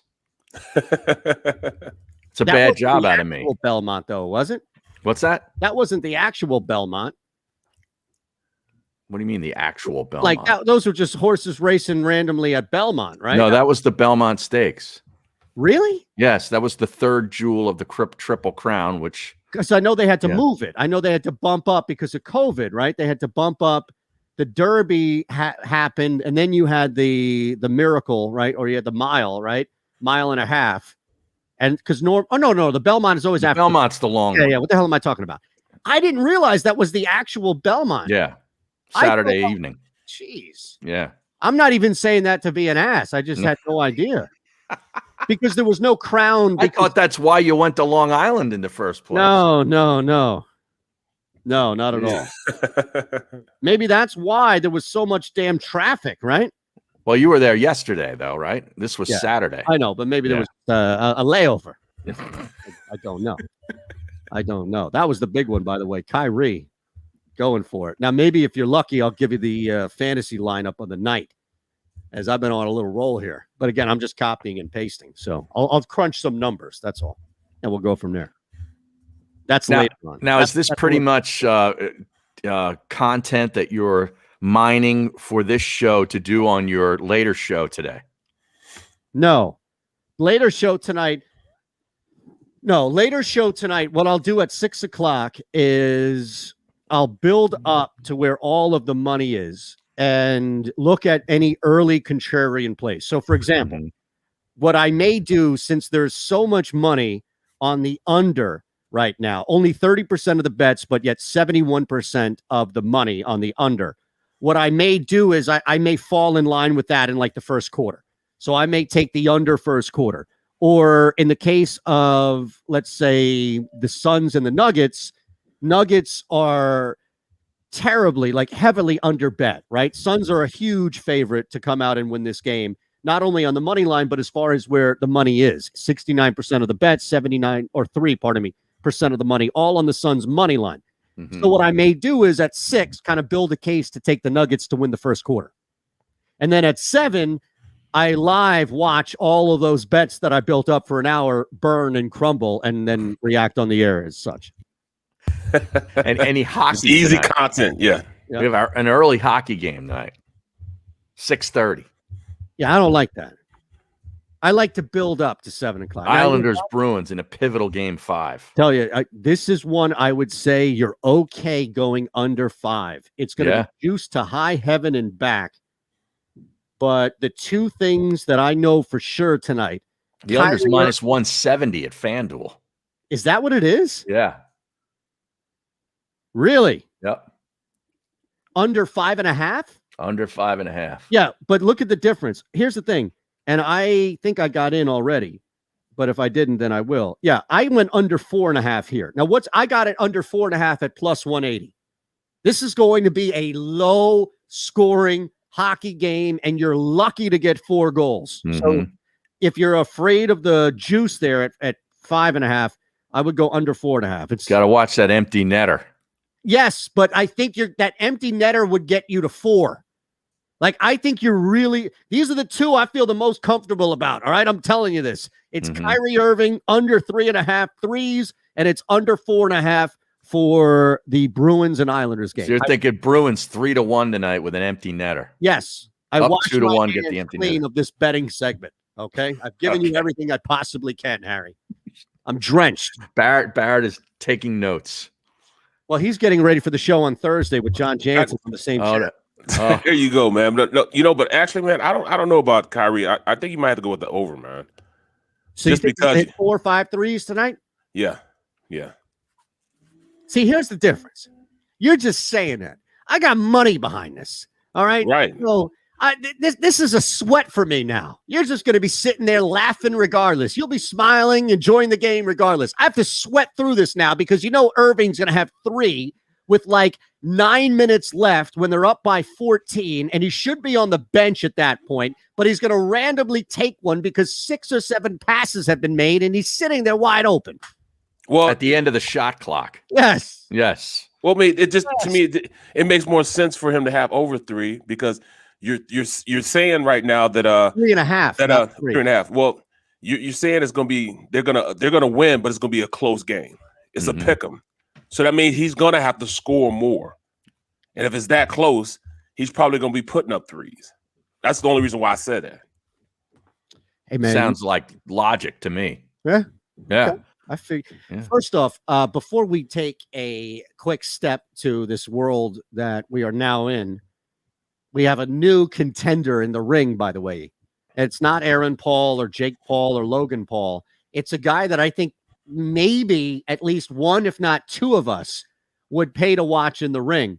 But before that, how about that Ricky Fowler top 20 cash? That's right. Thank you very much. That's amazing right there. Okay. So you're welcome. Chad Ocho wants to fight McGregor. Ocho Cinco has put his name into the ring. He's inserted himself into the conversation. He's already fought. Remember, he was on the undercard of the Mayweather-Paul exhibition, going 4 rounds against Brian Maxwell, who I don't know who it is. Barrett?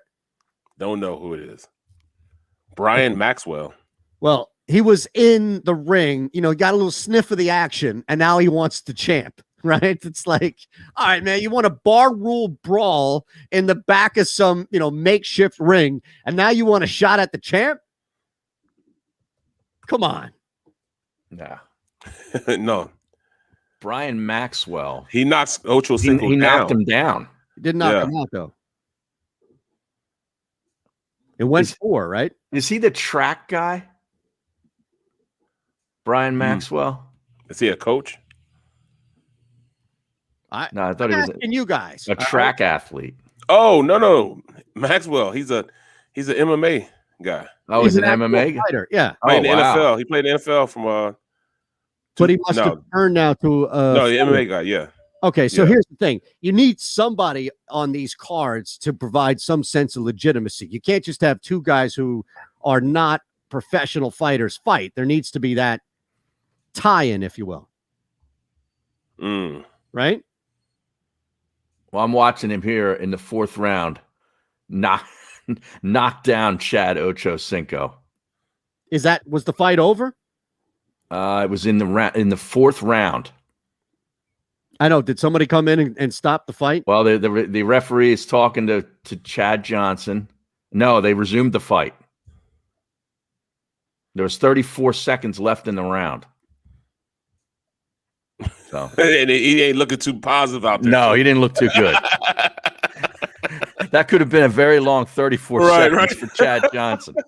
In fact, you said that Johnson, you could tell he didn't want no more static, man. Maxwell's like, he really doesn't want to hit him anymore. He really didn't want to hit him anymore, but he's like, so I won't do it. He's in pretty good shape, though. Oh, yeah. Maxwell? Yeah. Well, he's a professional fighter. No, I mean Chad Johnson. Okay. Yeah, Ocho, yeah. Now, you're going to watch, what would you rather watch? Mayweather fight, I don't know, who the hell's next up for him? Who's the next? Is it the other Paul brother? Or Ocho versus McGregor? Like, we hate McGregor, we hate Mayweather. These guys are not good people, right? No, they're very easy to dislike. Yeah, but they fight at a high level, so that there's going to be some level of entertainment that people are going to flock to. I think Ocho Cinco is so popular and such especially now, like transformed into a social media presence that he would draw. Like I'm not saying this adds any validity to it. I'm just saying like he would draw. LeBron James, you got people tweeting Masvidal, you got people in the sport tweeting about Ocho. I think that there is a sense of like, okay, I'd watch Chad Ocho Cinco fight. I would not. You wouldn't? No, I would rewatch the Women's U.S. Open rather than watch that. Oh, man. Well, if that's the case, I'll give you a couple of WNBA plays for tonight. I was saving that. I would rather watch WNBA than watch that. Well, there's some good value on the board, Harry. I'm just letting you know. All right. I don't want you to overlook a smaller market when it comes to the WNBA, cuss. That's all I'm saying. Now, we're going to take a quick one here on the network. We're back overtime. Don't forget, coming your way at the top, all here on the middle. Remember, Sports Map Radio, live and local from the Fritz and Bean Cooley Law Studios. And give us a like, subscribe, hang out for overtime as well, all here on the middle. If you missed any of today's show on the JAKIB Media channel, listen to the podcast on your way home. Available on YouTube, Apple, and Spotify. The savoring taste of a good bag of beef jerky is so enjoyable at any time of the day, as long as you can find it. Here's what we suggest. Pure Bull beef jerky is our answer, and soon it will be yours. Locally produced in the Philadelphia region, this high-quality, healthy protein snack is easy to secure. Go to steersnacks.com, and you'll see hot garlic, tropical heat, Pure Bull dry rub, and our favorite, Huck and Fod. What's that? Huck and Fod. Go now to steersnacks.com. In the Wildwoods, our free beaches are spacious and welcoming with plenty of room to spread out. Your seat will be waiting for you when you're ready to visit. The Wildwoods, creating cherished family memories for generations. Attention women of South Jersey and the Delaware Valley. Sign up right now with Our Lady NRA instructor Nayara Andrzak, who will teach you gun safety as part of this 3-hour safety class, which is being held at Delaware Valley Sports Center in Philadelphia. For information, drop an email to info@DelawareValleySportsCenter.com. That's info@DelawareValleySportsCenter.com. Learn the fundamentals at Delaware Valley Sports Center. You can't miss. Are you looking for a place to track your action, purchase picks, and share your sports betting analysis with the gambling community? Check out JAKIB Sports, a social media platform with an unparalleled experience catered for the sports betting community. On the JAKIB Sports app, you can track all your NFL, NBA, and college basketball picks while getting real-time updates and injury reports all in one convenient place. Start building your following today and stand out amongst your friends by downloading the JAKIB Sports app on the Apple and Google Play stores. Let's cash some tickets and put it on Book It.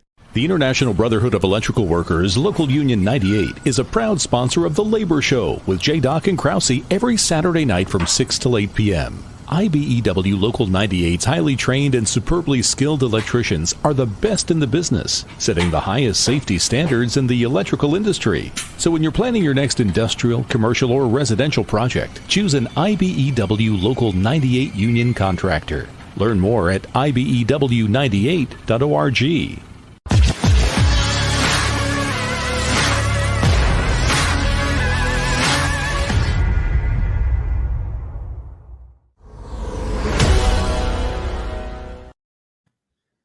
All right, so I have a question here. There's Yes. so many different people that run landscaping companies, right? You have these big machinery type lawnmowers, the sit-down ones, and you go house to house and all, right? And chances are that if you have a lawn big enough, fenced-in gate, something like that, you have a dog, and maybe you miss one or two, especially before the lawnmowers come, the landscapers come, maybe you miss a pile or two. Like, how much money and cost and maintenance do you think is involved in just taking out dog shit from?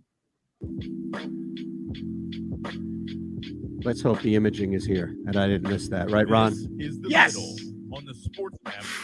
Yes. Presented by Wow. Mortgage. You are flirting with disaster, my friend. That was close. Eytan Shander, That was close. and Harry Mays. So I'm just asking this in the break, and we're live and local, of course, and we'll overtime coming your way in 2 minutes. But how much maintenance and money and cost and upkeep do you think is involved in landscapers having to clean out dog feces from all of these lawns that they have to mow with these sit-down big-ass industrial mowers? Do you think they do that, or they just go mow right on top of it? Just mow right over top of No, it. they Yeah. mow, that's what I'm saying. They mow on top of it, my lawn or anybody else's lawn. I'm saying at the end of the day, you still have to deal with your lawnmower having all that stuff on it, like wheels and whatever else. Do you think they're going under the blades and they're taking off the dog dirt off the blades? I don't know. I'm asking. I don't know. I would think it's a pain in the rear. No. Don't you think? Well, they got to get all the No, they just caked rinse on it off. grass from underneath there too, because that builds up. So what do you Right. have? You power wash it off. You power wash it. That's all. where you can get in there with like a, some sort of shovel, like a little trowel or something, and just dig it off. Is that it? Yeah. That's what I'm saying. Like, think It's a about lot of work. lawns. Exactly. Think about how many lawns you have to do. Where is this going? I'm just curious. It happens. Are you looking at a business opportunity where you show up prior to the landscaper and remove the dog dirt? Not at all. Oh, not dog dirt. Not the dirt dog, aka old dirty bastard either. ODB. All right, overtime coming up next. What a great way to end the show. Are you looking for a place to track your action, purchase picks, and share your sports betting analysis with the gambling community? Check out JAKIB Sports, a social media platform with an unparalleled experience catered for the sports betting community. On the JAKIB Sports app, you can track all your NFL, NBA, and college basketball picks while getting real-time updates and injury reports all in one convenient place. Start building your following today and stand out amongst your friends by downloading the JAKIB Sports app on the Apple and Google Play stores. Let's cash some tickets and put on Book It. All right, so it's overtime here, and two things that we hit at length today was the Sixers' disappointing loss, and of course, this news regarding Fletcher Cox and kind of where this Eagles team is right now, moving forward with so much up in the air. And I don't know. I mean, part of me understands that there's money involved here and that you don't want to commit to anything before you see it. But this coaching staff, I don't think you have the long-term stability to move on from people in your first year or after your first year. Well, how do you know it has anything to do with the coaching staff? How do you know this isn't just front office Howie Roseman motivated? So it's what the preemptive report to prepare fans for moving on from Fletcher Cox, because you go back to like, hey man, we're not going to spend all this money on a guy who doesn't give a crap. Right. He's in his early 30s. He's not taking care of himself the way we'd like in the offseason. We see more injuries, coming up in the next year or two, and we'd like to unload the contract. Or are they trying to trade him, you think?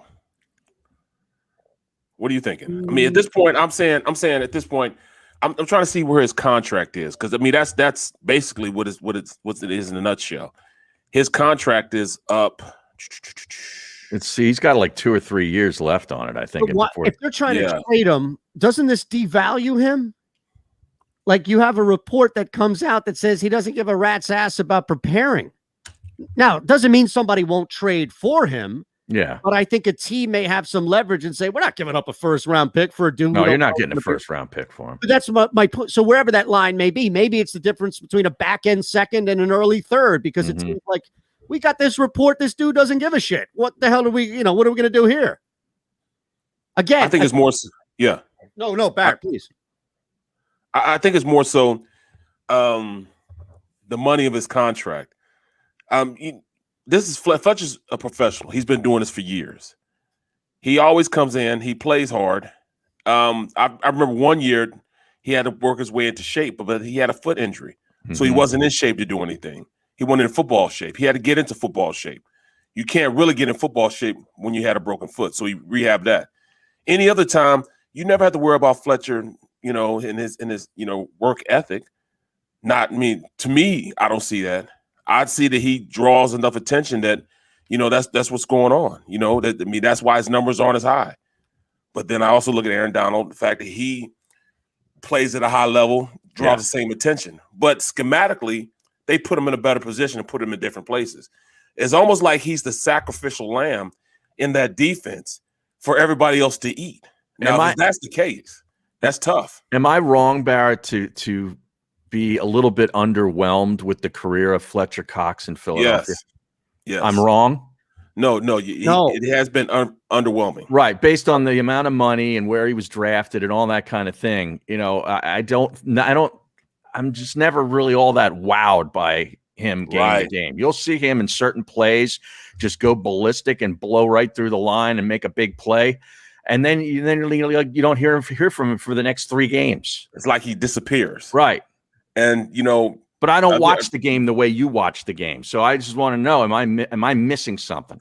Me and Seth talk about this every year, about Fletch and his ability to be a top 2 dominant defensive dominant lineman.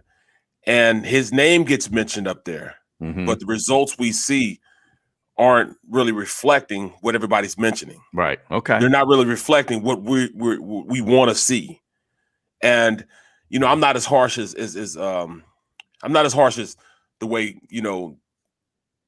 they're saying it though. I'm not like if you ask Seth said, well, I mean he needs to do more. He needs to get in better shape. These are things that Seth has said. But I think that with me, I think he's more of a sacrificial lamb as opposed to being a guy that's being lazy. Yeah, but at times he doesn't give maximum effort. But your maximum effort is different if you have 3 people. 3 people are trying to block you, right? As opposed to just one-on-one blocks or moving them, different places on the defensive line.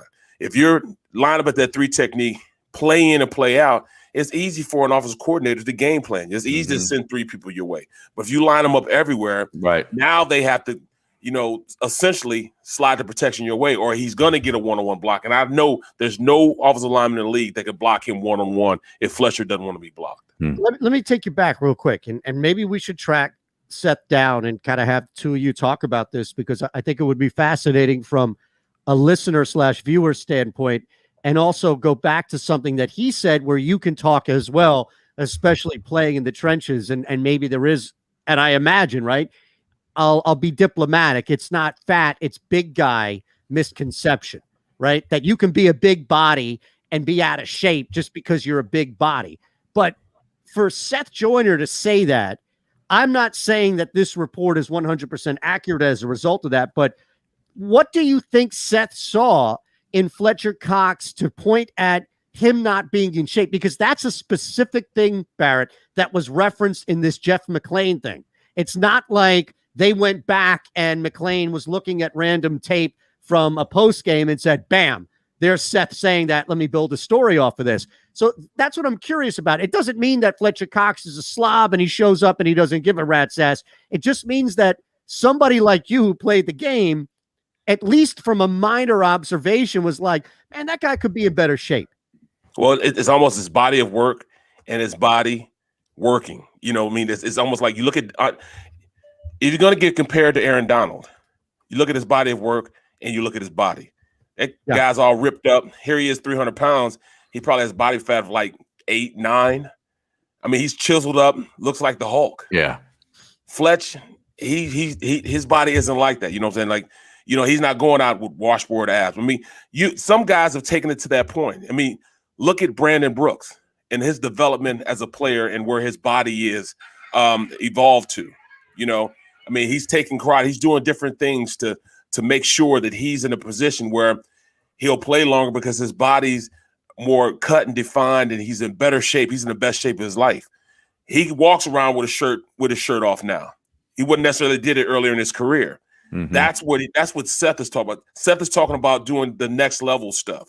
I mean, you got guys like James Harrison, when he was playing, he would invest $150,000 a year in his body in the offseason. Yeah. $100,000. What's his name? Oh my goodness, wide receiver was in Eagles, Dallas, San Fran. T.O. invested millions of dollars in his body. He was taking it to the next level. He was really shredded up. Right. So that's what Seth is talking about. In order to be that next level type of player, you have to take your body where it hasn't been. It's a lot of diet too. Working out. They're not eating cheesesteaks with mayo on them. Specific, you know what I'm saying? Because I remember one thing that stuck out of my mind, Seth said one time, and in casual conversation on the show, do a lot less hunting and a lot more running. I was like, wow, I never thought about that. Fletcher, 15 minutes could save you 15%. Like that's one of those wow moments right there. Right, you know what I mean? So I'm like, okay, yeah. I mean, I a lot can less see that. hunting and a little more running. Yep. And I was like, man, that's almost pathetic. I mean, that's you're actually right. Because Aaron Donald is at the tip of his shape. I mean, he's at the top of his game. He wants to be that next level type of player. The want to that he has is reflected in the numbers that he's producing. Speaking of T.O., he was part of Team Ocho. Did you see? Oh, he was? Was he in his ring in the corner? He was. He absolutely was. Was he his hype man? I don't think he was T.O. the hype man. No, T.O. was in his skinny jeans and like gold coat. Oh, yeah? Yeah. Skinny jeans. Come on, man. He was skinny. Like these are painted on, Barrett. Really? You got to check this pic out. Painted on. At I Am Athlete Pod tweeted a pic out called Team Ocho ... with a boxing glove. Wow. And you see him chilling with T.O. Was he wearing his gold Hall of Fame coat? It looks similar. It looks like he was wearing a coat that it was like one of these old coats that's reversible. And the inside, it's pretty obvious which side is the inside, which side is the outside. Mm-hmm. But they still put a little embroidery on the inside to make it look like you could still wear it on the outside. Okay. That's what that coat looks like. Check it out. He also has monster feet, by the way. T.O.'s got to be like 8. He's got Barrett Brooks size feet. What? What? You know what they say about big feet. Big socks. Big socks. Fletcher Cox. All right, we're out of here. Something wrong with you guys, man. Is there anything you would like to look? All right, so tomorrow we have more on this Fletcher Cox saga. We'll get somebody on to talk about that. Also, Damian Lillard, his next destination. Guess who is up there as one of the favorites to land Dame Dollar next year? The New York Knicks. No, Philadelphia. Oh, wow. We're going to talk all about it tomorrow. Thanks for hanging with us on Overtime. Remember, give us a like, share, make sure you subscribe. We're broadcasting live from the Fritz and Bean Cooley Law Studio. If you know someone who suffered a personal injury, contact Brian Fritz directly, a tough lawyer for a tough town, and The Middle, sponsored by Pure Bull Beef Jerky. Get yours now. Go to steersnacks.com. We'll see you tomorrow. Football in Philadelphia is a lifestyle, a passion from birth, and a personal responsibility to know the game. Boo when necessary. And think about EAGLES! Every second of every minute of every hour of every day. Birds 365 was created for you. Jody Mack, the legendary sports talker, joins forces with NFL insider John McMullen. Birds 365. Start your morning with Johnny Mack and Jody Mack across the JAKIB Media Network. Watch it live on YouTube.